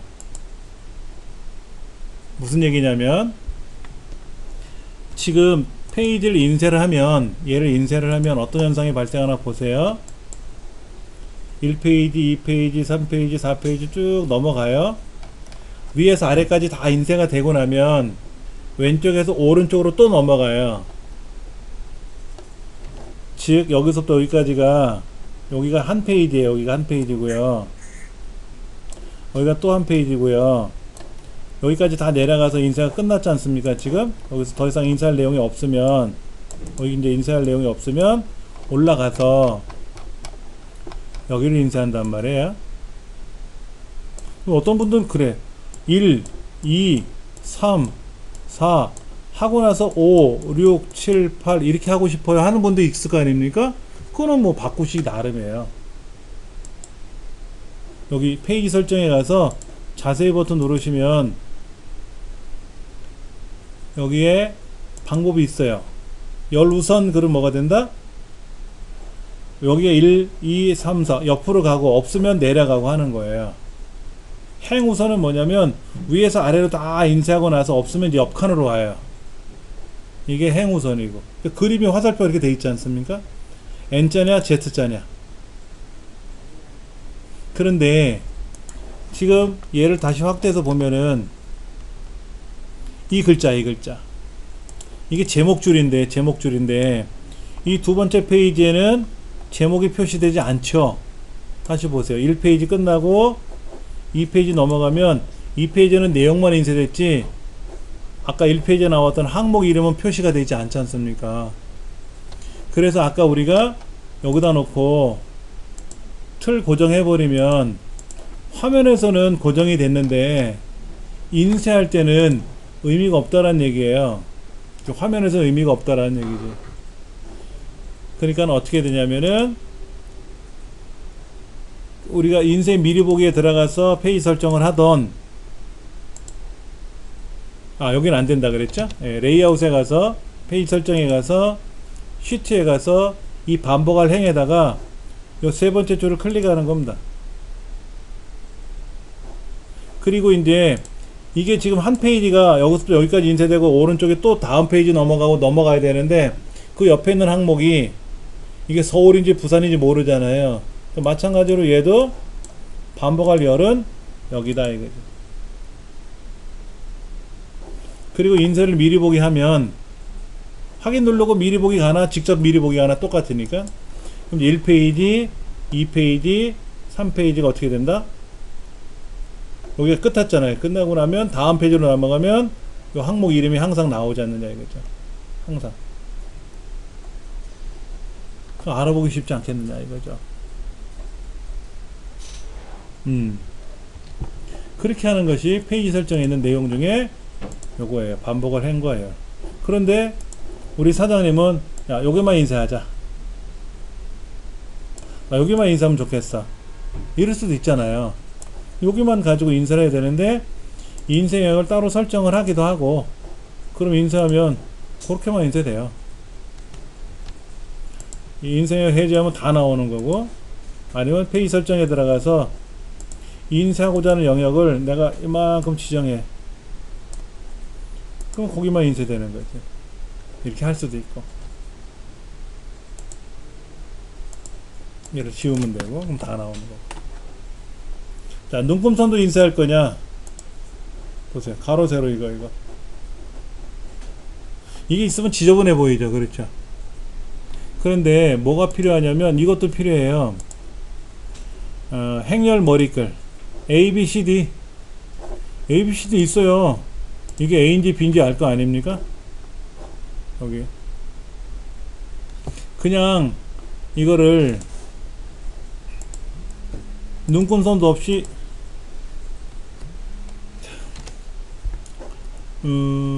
행렬 머리글 하는 거 뭐 흑백으로 하는 거 눈금선 행렬 머리글도 뺐고 눈금선을 빼면은요 깔끔하죠.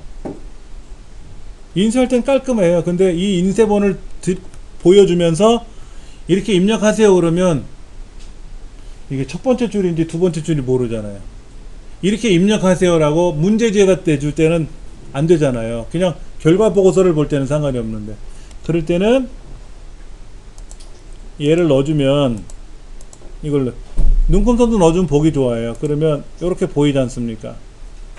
A가 어디 있고 B가 어디 있고 C가 어디 있고 1, 2, 3이 어디 있고 눈금이 보이잖아요. 그러니까 이대로 입력하세요 라고 하면 수월하죠. 네, 이렇게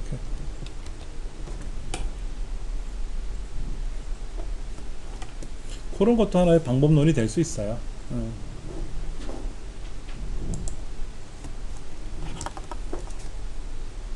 지금 우리 나와 있는 것 중에서 그 페이지부터 한번 볼게요. 다시 여기 페이지에 보시면 가로로 인쇄할래 세로로 인쇄할래. 근데 세로로 인쇄하는데 가로로 작업하겠다 하면 가로로 나오죠. 여기 가로로 나오죠. 이렇게 그 다음에 이걸 만약에 한 페이지로 인쇄하겠다고 말이 될까요? 이게 한 페이지로 되려나? 24페이지 분량인데 한 페이지로 분량으로 인쇄하기는 힘들겠지. 그럼 예를 들어서 양이 너무 많다고 생각하면 얘는 어떨까 볼까요? 얘도 한 페이지는 안 되겠는데 만약 여기다 하나 더 추가된다 그러면 이건 한 페이지가 될래나? 이것도 한 페이지가 되겠네요. 하나만 더 넣어 볼게요. 자, 보세요. 여기 점점점 나타났죠? 점점점 나타나면 이건 뭐다? 한 페이지, 두 페이지 나눠졌다는 뜻이에요. 인쇄 미리 보기 들어가고 나면 이렇게 점점점이 나타났을 때 여기 이렇게 점점점 나타나잖아요. 그렇죠? 그럼 뭐다? 이거는 페이지가 바뀌었다라는 얘기입니다. 근데 잠깐만, 뭐가 또 바뀌었다. 자, 보세요. 한 페이지, 두 페이지. 이걸 가로로 인쇄하면 어떨까요? 당연히 한 페이지 나오겠죠. 근데 우리 사장님 이거 꼭 세로로 출력하래. 자, 보세요. 이게 아까 A3로 돼 있었나봐. A4로 되니까 지금 두 장에 걸쳐서 나오는데, 이걸 사장님은 한 장에 출력했으면 좋겠대. 이거를 만약에 가로로 보더라도 두 장으로 나와요. 이거를 한 장으로 찍겠다라고 하면 축소를 하는 수밖에 없죠. 당연히 여백을 조정하면 돼요. 여백이 지금 너무 많잖아요. 지금 보시면 여백이 굉장히 많잖아요. 이 여백을 쓱 조절하면 한 장에 나올 수 있어요. 해결됐어요. 그리고 여기 이 A가 넓잖아요. 그러니까 가능한데, 그러지 않은 상태에서는 한 장에 출력하기 힘들어서 두 장에 나온단 말이에요. 그럴 때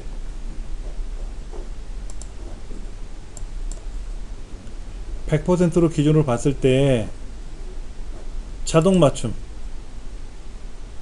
확인 누르면요, 한 장에 인쇄가 됐어요. 그 다시 페이지 설정에 가보면요, 96%로 축소하면 된대요.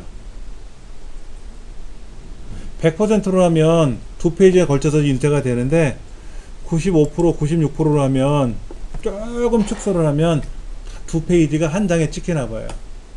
이런 게 시험에도 나오더라고요. 실무에서도 많이 쓰죠. 당연히 세로 같으면 어떻게 될까요? 세로 같으면 가서 보면은 63%. 이걸 100%로 보면 한 페이지, 두 페이지로 나와야 되는데, 이거를 자동 맞춤해주면 한 페이지 만에 나왔는데 63%로 축소하니까 되더라. 좀 보기는 싫겠죠. 글자가 작아지니까 3분의 2 밑으로 떨어지니까 크기가 불편할 수는 있어요. 선생님, 저 여백 보기는 어디에서 설정해요? 여백은요, 요거 밑에, 오른쪽 밑에, 오른쪽에 보시면 여백 보는 항목이 있어요. 그렇죠? 그거 클릭하시면은요, 여백이 나타나고요. 이것도 시험에 나와요. 여기가 A예요. 여기가 A고요. 여기가 B고 C인데, A를 아까 제가 이렇게 좁혔잖아요. 그렇죠? 좁혔지 않습니까? 너비를 좁혔잖아요. 그렇죠? 그리고 경계선을 넓힐 수도 있죠?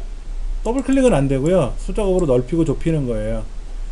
근데 줄은 어때요? 줄. 윗여백 줄이거나, 이거는 줄일 수 있지만 첫 번째 줄, 두 번째 줄, 세 번째 줄은 줄이는 기능이 없죠. 늘리고 줄이는 기능이 없어요. 칸만 줄이고 늘릴 수 있어요. 그럼 여기서 이렇게 넓히면 어떻게 된다? 당연히 화면에서 넓어졌죠. 시험에 나와요. 뭐라고 나오냐면, 인쇄 미리 보기에서 경계선을 좁혔다. 그러나 실제 워크시트에 가보면 원래대로 있다. 틀린 말이죠? 여기도 조정돼요. 여기 조정돼요. 그것도 가능하다 하는 거죠. 예.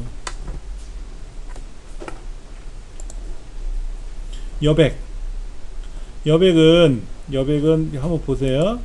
지금 이 내용을 제가 가로로 인쇄를 하려고 그러는데, 한 페이지,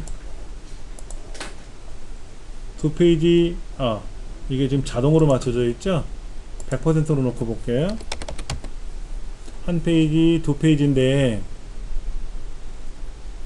이게 두 페이지가 자세히 보시면은, 요거 여백에 가서요, 가로 가운데 맞춤하면 어떻게 되냐 보세요. 가로 가운데는 어떻게 되냐면요, 글자 가운데로 쏙 들어갔죠. 아까 가로 가운데가 아니었을 때는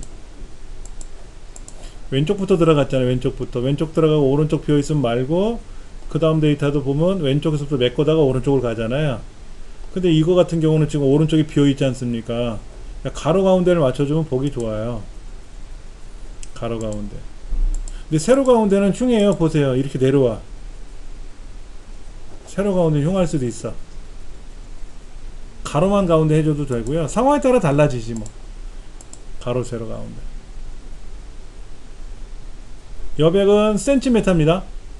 2cm. 2cm.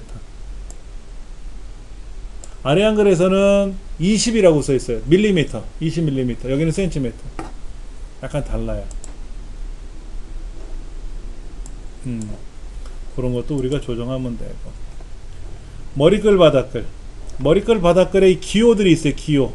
이 기호가 무슨 뜻인지 아셔야 돼요. 샵 그러면 아 페이지 번호 더하기 그럼 전체 페이지. 여기 달력 그려 있으면 날짜, 시계 그려 있으면 시간, 뭐 그건 어렵지 않겠지 뭐. 얘를 어떻게 작업할 건지도 우리가 하나씩 확인이 될 거니까요. 그 다음 시트, 아까 보셨던 요 머리글 바닥글 요거 편집 들어가면 왼쪽에는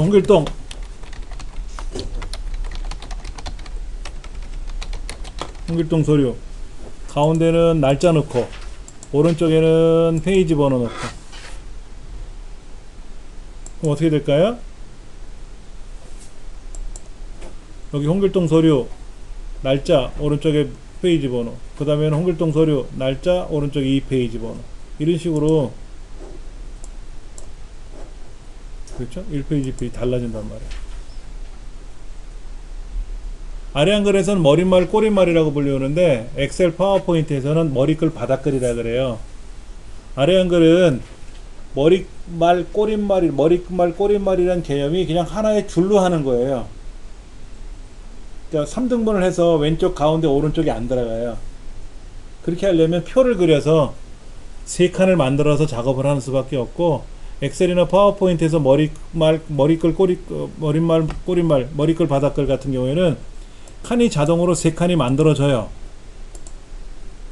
칸이 3칸이 만들어져서 왼쪽에 뭐라고 쓰고 가운데 뭐라고 하고 뭐라고 하면 돼요. 그냥 쓰면 글자고.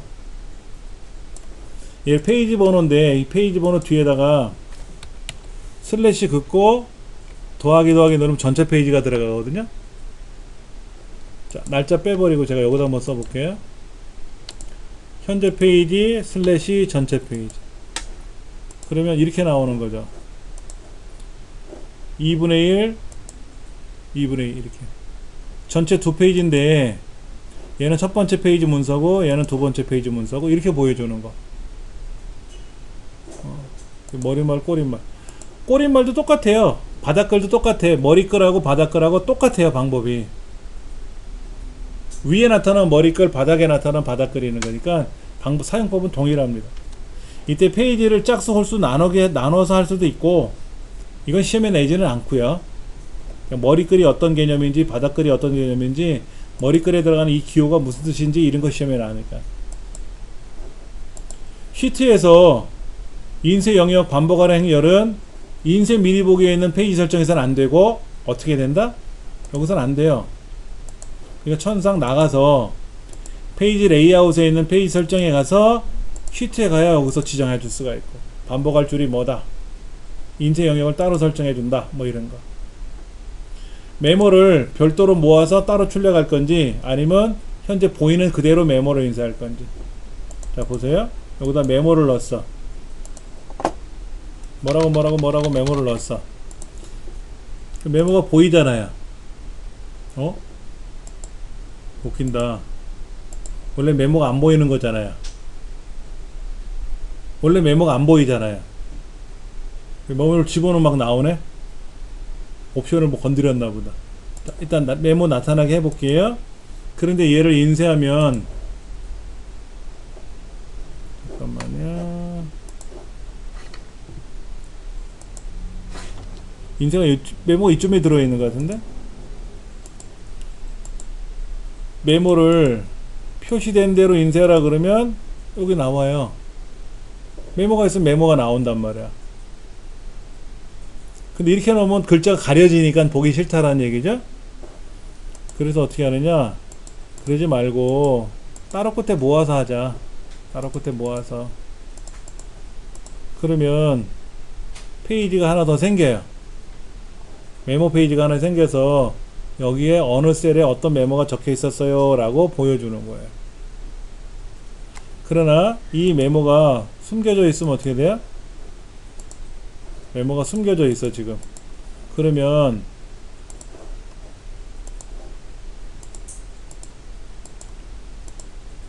안 나타나요?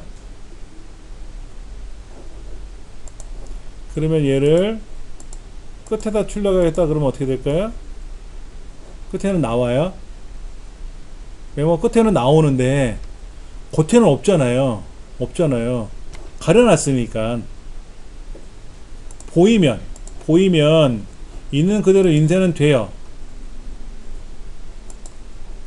여기다가 보이는 대로 인쇄하세요 라고 하면 보이니까 보이는 대로 인쇄를 하는 거고, 안 보이면 안 보이니까 인쇄가 안 되는 거고. 그러나 뒤에다 끝에다 몰아서 하세요 그러면 그건 다 나오는 거고. 이렇게.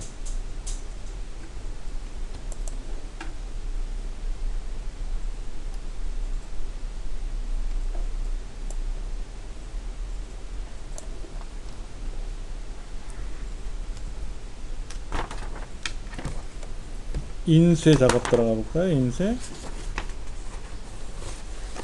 인쇄에 뭐 파일에 가서 인쇄하면 되죠? 뭐든지 엑셀이든 뭐든지 간에 파일에 가서 인쇄 그러면 인쇄가 되겠죠. 이렇게. 예. 이건 어려운 건 아닌데, 선택 영역 인쇄, 활성 시트 인쇄, 전체 통합 문서 인쇄. 보세요. 여기 인쇄. 현재 시트만 인쇄할 거냐? 아예 그러지 말고 다 할 거야. 다. A 시트, B 시트, C 시트 다 인쇄할 거야. 시트별로 다. 이렇게 할 수도 있고, 현재 시트만 해. 뭐 이렇게 할 수도 있고, 예. 한 부씩 인쇄할 건지,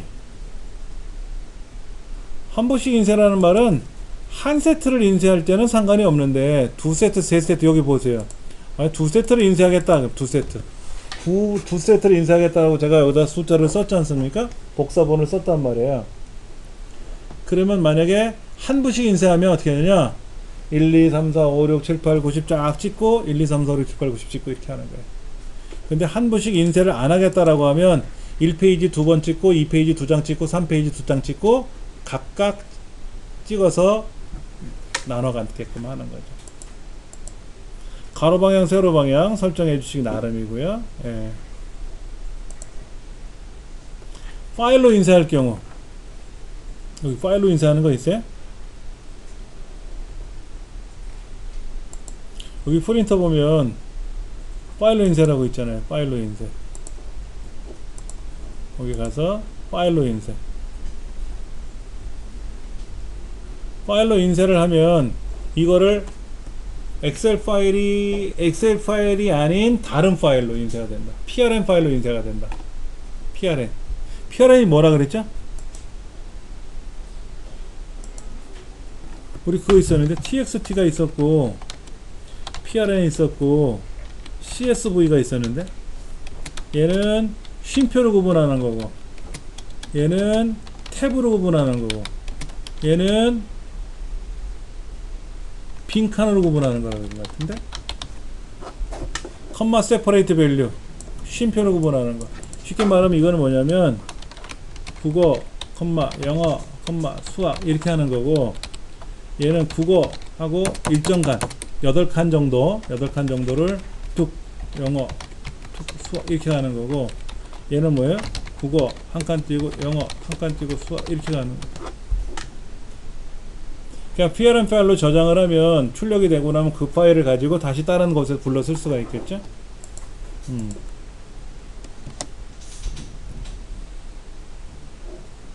이제 그런 내용들이 우리가 조금 이제 처음 보는 경우는 헷갈릴 수도 있는 거예요. 그런 게.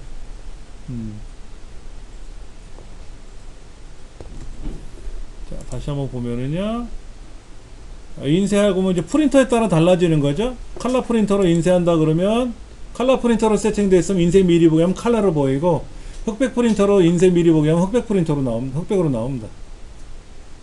아래 한글은 프린터가 컬러든 흑백이든 간에 인쇄 미리 보기 들어가면 다 컬러로 나와요. 내용이 컬러가 들어가 있으면. 근데 엑셀에서는 프린터가 흑백 프린터로 지정되어 있으면 아무리 내용이 컬러가 들어있어도 흑백으로 밖에 안 나와요. 예, 그게 특징이 있습니다. 컨트롤 F2번 키 누르거나 그렇게 되면 인쇄할 수 있고요. 자, 한번 보세요. 지금 차트를 한번 만들어 볼 건데, 이 차트 제가 시트를 선택하고요, 인쇄를 누르면 이렇게 나와요. 여기 워크시트를 선택하고 인쇄를 눌렀더니 이렇게 나와요. 그런데 차트를 선택하고, 차트를 제가 작게 줄여볼까요? 이 차트를 선택하고 인쇄를 누르면은요, 얘가 크게 나와요. 워크시트를 선택하고 인쇄를 누르면 같이 나오는 거고, 차트를 선택하고 인쇄를 하면은 차트가 A4 용지에 꽉 차게 나와요. 예. 크게 잘 나와요. 선생님, 저기 페이지하고 위치는 뭐예요? 저기 설정 아래. 설정 아래 페이지하고 위치. 아니야, 왜 가운데 좀. 그 밑에.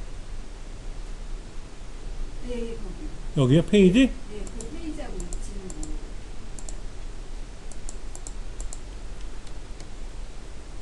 세 페이지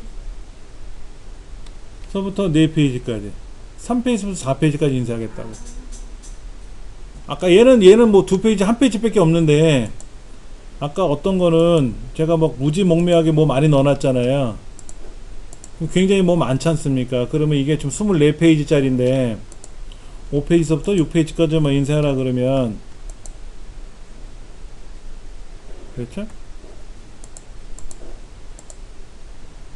5페이지까지 6페이지 안 나오나? 그러고 보니까 이거를 제가 안 해봤네요, 평상시에. 이걸 할 일이 없어서. 그럼 그거 손 안 대면 되는 거죠? 그냥 내버려 두세요. 그냥 비워뒀었죠. 여기 비어 있었죠. 예. 그러면 그냥 그대로 인쇄가 알아서 되고. 그러니까 이렇게 하더라고요. 저 같은 경우도 요만큼만 인쇄할 거다 그러면 요만큼 블럭 잡아서 인쇄형 설정, 인쇄형 추가, 여기 인쇄형 추가, 인쇄되는 내용이 좀 따로따로죠. 또 여기 이만큼 블럭 잡아서 인쇄형 추가 그러면 이제는 한 페이지, 2페이지, 3페이지를 이렇게 따로따로 인쇄를 하는 거지. 그때는 페이지가 달라지니까. 그렇게는 많이 해봐요. 해제 그러면 통으로 다 인쇄하는 거고. 그리고요, 그 전체 차는 거를 적은 사이즈로 인쇄하고 싶을 때는 인쇄하는 종이 인쇄 용지를 여기 그걸 줄이면 글자가 자동으로 적게 축소되는. A4 용지는 A5 용지는 A4 용지를 절반 자른 거거든요. 그러니까 처음에 A0 용지가 있었는데, 원지가 있었는데 한 번 접어서 자르면 A1, 그걸 한 번 더 접으면 2번 접은 거니까 4등분 쳐서 A2. 그러니까 A4는 A0 용지를 4번 접어서 잘랐으니까 16등분 돼서 나온 거거든요. 그러니까 이거는 글자가 자동으로 축소되는 거죠? 축소되는 게 아니라 페이지가 많아지겠죠. 저는요, 글자를 줄여가지고 인쇄를 하니까 또 그 글자를 줄이면 그 간격이 넓어지잖아요. 그걸 미리들이 줄여가지고 하니까 되게 불편하더라고요. 그래서 지금 요거는 A5 용지로 인쇄를 하니까 아까 A4 용지로 인쇄했을 때보다 여백은 그대로 있고 종이가 4분의 1로 줄잖아요. A4를 A5로 하니까 반 접으니까 2분의 1로 줄었잖아. 2분의 1로 주니까 불편하게 생기는 게 지금 무려 페이지가 70페이지로 인쇄가 되게끔 나오네요. 그럼 이거는 종이가 바뀌는 거니까 장이 늘어나겠죠. 만약에 이걸 A4 용지로 작업하라 그러면 당연히 뭐 종이가 크니까 글자는 똑같은 글자가 들어가요. 글자는 똑같은 글자가 들어가고 장수만 줄어드는 거지 뭐. 그러면은 그 그 공간을 한 페이지만 쓰려면 그냥 할 수 그 글자를 줄이는 한- 방법밖에 없겠네. 아, 얘를 한 페이지 분량으로 인쇄를 하겠다 이거죠? 예, 그거요. 근데 그러면 그렇게 고생하지 마시고 어떻게 한다고요? 아까 여기에서 보면 전체를 다 줄였어요. 글자. 아니요. 지금 이게 A4 용지로 다시 맞춰 놓고요. 페이지 설정에 들어가면 24페이지인데 가로가 하나, 둘, 셋, 다섯, 6페이지가 세로거든요. 가로가 4페이지고요. 그러니까는 6줄에 4칸이 나오는 셈이에요, 지금요. 그럼 이거를 자동 맞춤인데 너비는 2장, 높이는 3장.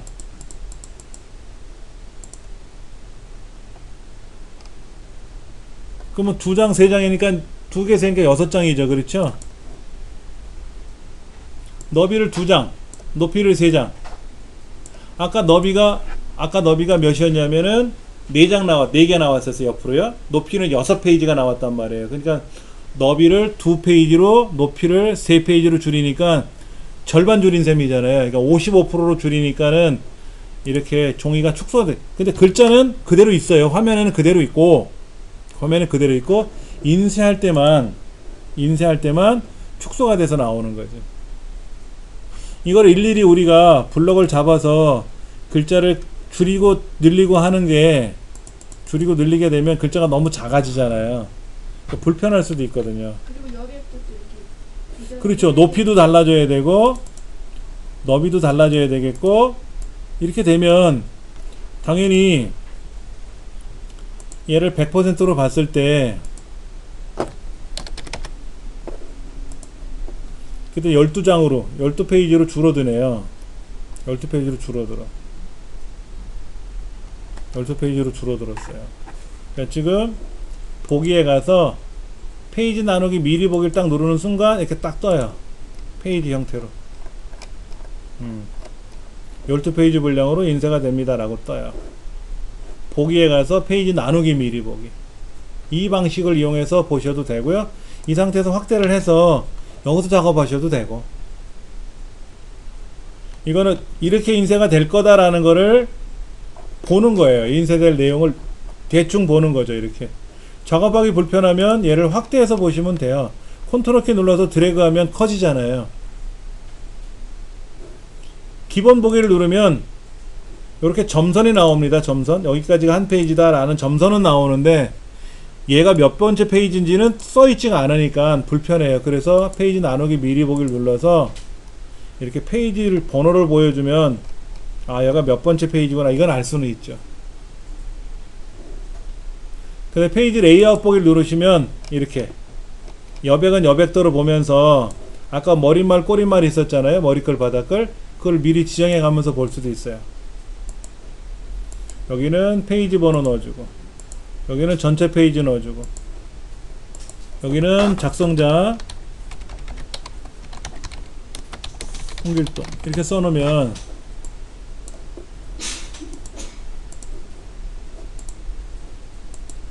가운데 정렬의 의미가 없어요. 얘는 무조건 왼쪽, 얘는 오른쪽으로 껴 들어가는 거예요.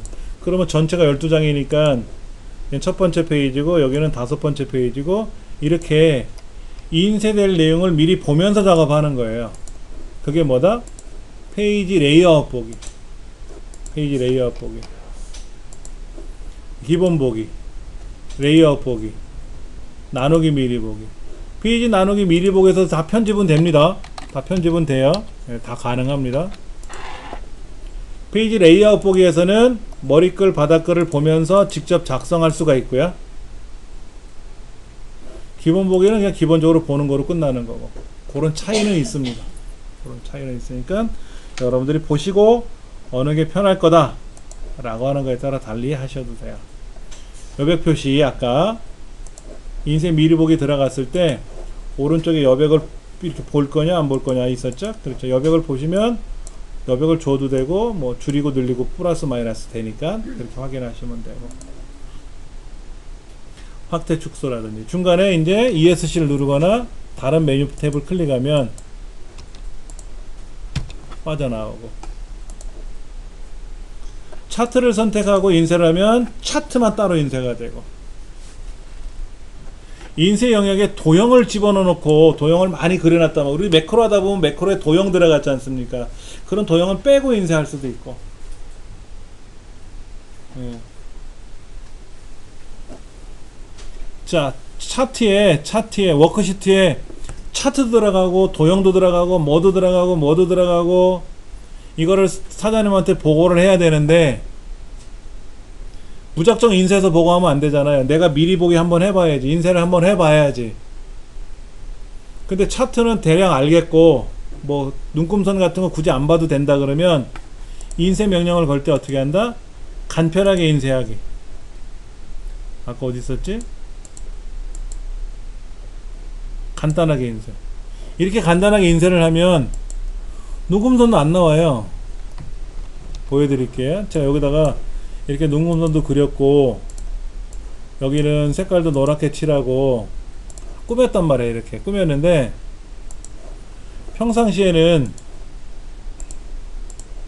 다 나와요. 컬러풀하게 다 나오잖아요. 선도 나왔는데 근데 굳이 인쇄하기 전에 사장님한테 보고서를 제출하기 전에 부장님이 먼저 한번 볼라 그러는 거야. 근데 이거 다 인쇄해서 보려고 하면 시간이 오래 걸리니까 이때 간단하게 인쇄 명령을 걸어요. 그래서 인쇄를 걸면 색깔도 사라지고 테두리 선도 안 나타난단 말이에요. 그래서 빨리 인쇄를 해서 내가 검토를 해보고 오케이 마음에 들어 그러면 인쇄해서 보고서를 제출해 주세요. 그러면 그때 가서 간단하게 인쇄를 빼고 그리고 인쇄를 하면 이대로 착 인쇄가 깨끗하게 되는 거죠.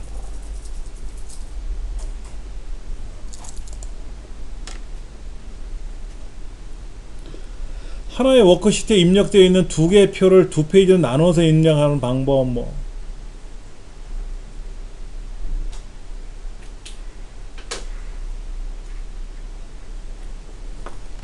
이거예요. 이거 지금 여기하고 따로따로 돼 있잖아요. 따로따로 블럭을 잡아서 인쇄형을 설정을 하면 따로따로 작업이 되잖아요. 그렇죠. 그러면 이제 인쇄하면 어떻게 된다? 1페이지 따로 2페이지 따로 그럼 되죠. 영역 해제. 자, 만약에 이렇게 블럭 잡고 나서 난 요것만 인쇄할까 그러면 인쇄형 설정을 해서 인쇄하면 요거 인쇄되는 거고 그렇게 인쇄가 되고 영역 해제하고 나서 그냥 인쇄하면 보이는 대로 다 인쇄하겠죠. 꽉 차게 다른 페이지도 인쇄되겠죠. 그런 방법이 세 가지나 있대요. 그러면 다음 중 두 개 하나의 워크시트에 입력된 표를 두 개로 나누어서 따로따로 인쇄하는 방법이 아닌 것을 고르시오. 그러면 이 세 가지 말고 또 다른 뭔가가 나왔을 때 맞출 줄 알아야 된다는 얘기죠. 별걸 다 물어봐. 어려워.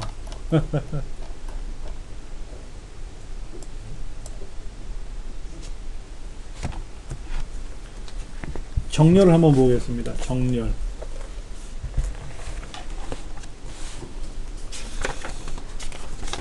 몇 가지만 설명하면 이제 매크로까지만 설명하면 이제 우리가 문제가 끝나는 건데요.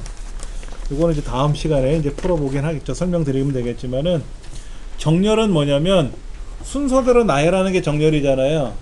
오름차순, 내림차순 정렬할 수도 있고요.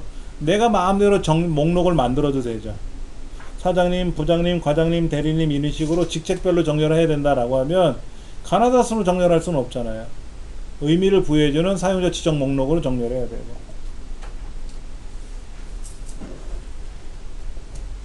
이미 정렬을 하려면 사장, 부장, 과장 순서대로 정렬하려면 먼저 등록을 해야 되고 정렬 대화 상자 안에 사용자 지정 정렬 목록이 있어요. 그래서 클릭하면 추가할 수도 있고 고를 수도 있고 색깔을 기준으로 정렬할 수도 있어요. 빨간색이 위에 가느냐 노란색이 위에 가느냐가 아니라 빨간색이 위에 있었으면 빨간색 순서대로 나오는 거고 노란색이 위에 있었으면 노란색 순서대로 나오는 거고 그 정도. 빨강을 먼저 노랑을 나중에 뭐 파랑은 두 번째 뭐 이런 거는 없어요. 예.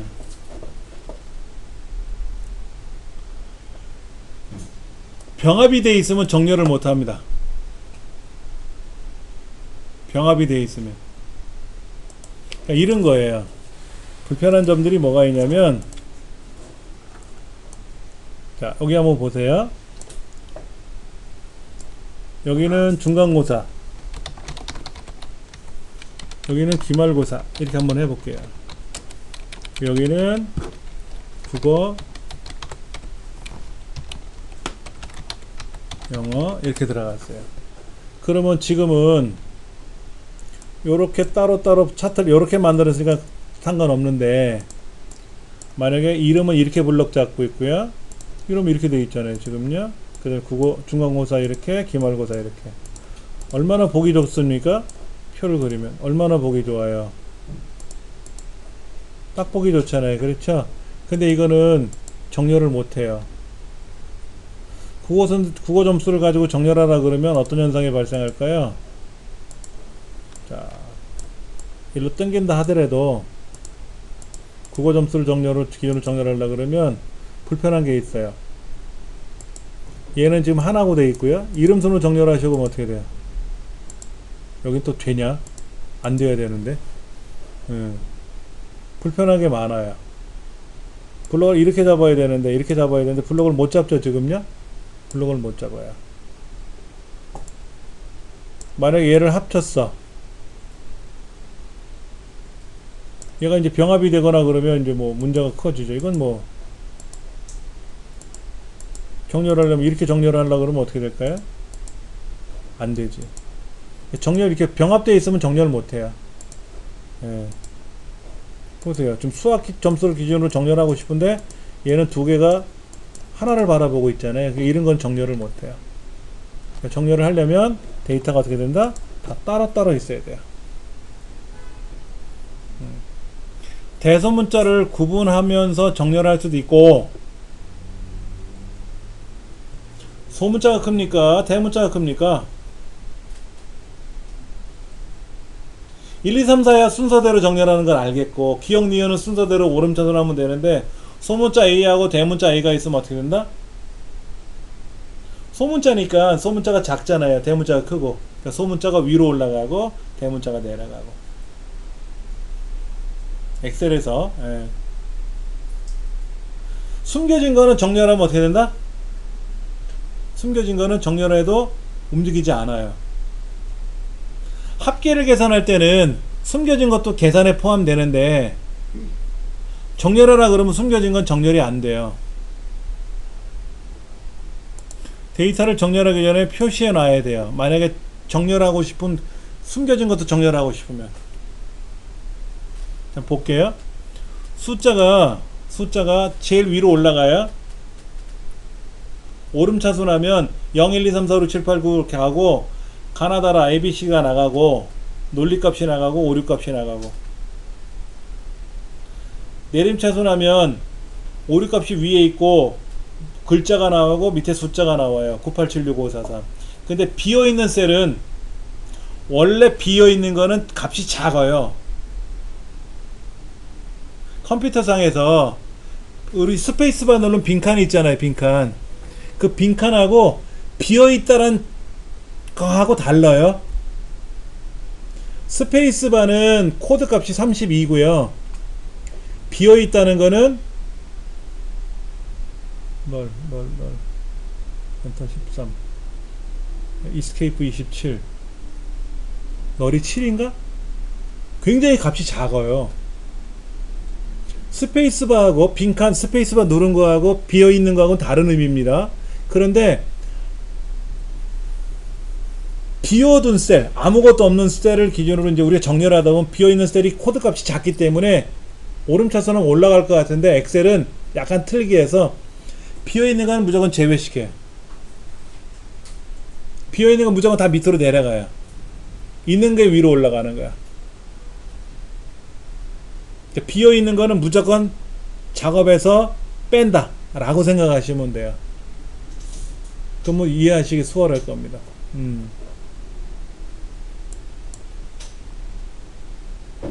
숫자는 작은 거 0, 1, 2, 3, 4, 5, 6, 7, 8, 9 이렇게 가면 되고요. 그 다음에 영문자가 앞에 갑니다. 우리말보다 영문자가 앞에 가요. 그러면 일본어는 어떻게, 일본어가 우리말하고 어떻게 될지는 모르겠고 하여튼 영문자가 제일 앞으로 가요. 국제표기법상에서. 그래서 자국어들이 이제 그 다음을 따라가는데 공백이라는 건 아까 말씀드렸죠. 스페이스바 누른 공백. 이 순서는 외우지 않으셔도 돼요. 하여튼 숫자, 문자 중에는 알파벳, 그 다음에 우리말. 그리고 비어있는 거는 무조건 끝으로 쫓아낸다. 네. 그래서 여기 보시면 이렇게 컴퓨터 파일명도 영문자가 앞에 나오고 우리말이 뒤에 나오잖아요. 영문자가 위에 있고 우리말이 밑에 있지 않습니까? 그렇죠. 컴퓨터 파일명도 그래요. 컴퓨터 파일명도 영어가 위에 있고 우리말이 아래에 있단 말이에요. 약간 차이가 나는 거죠.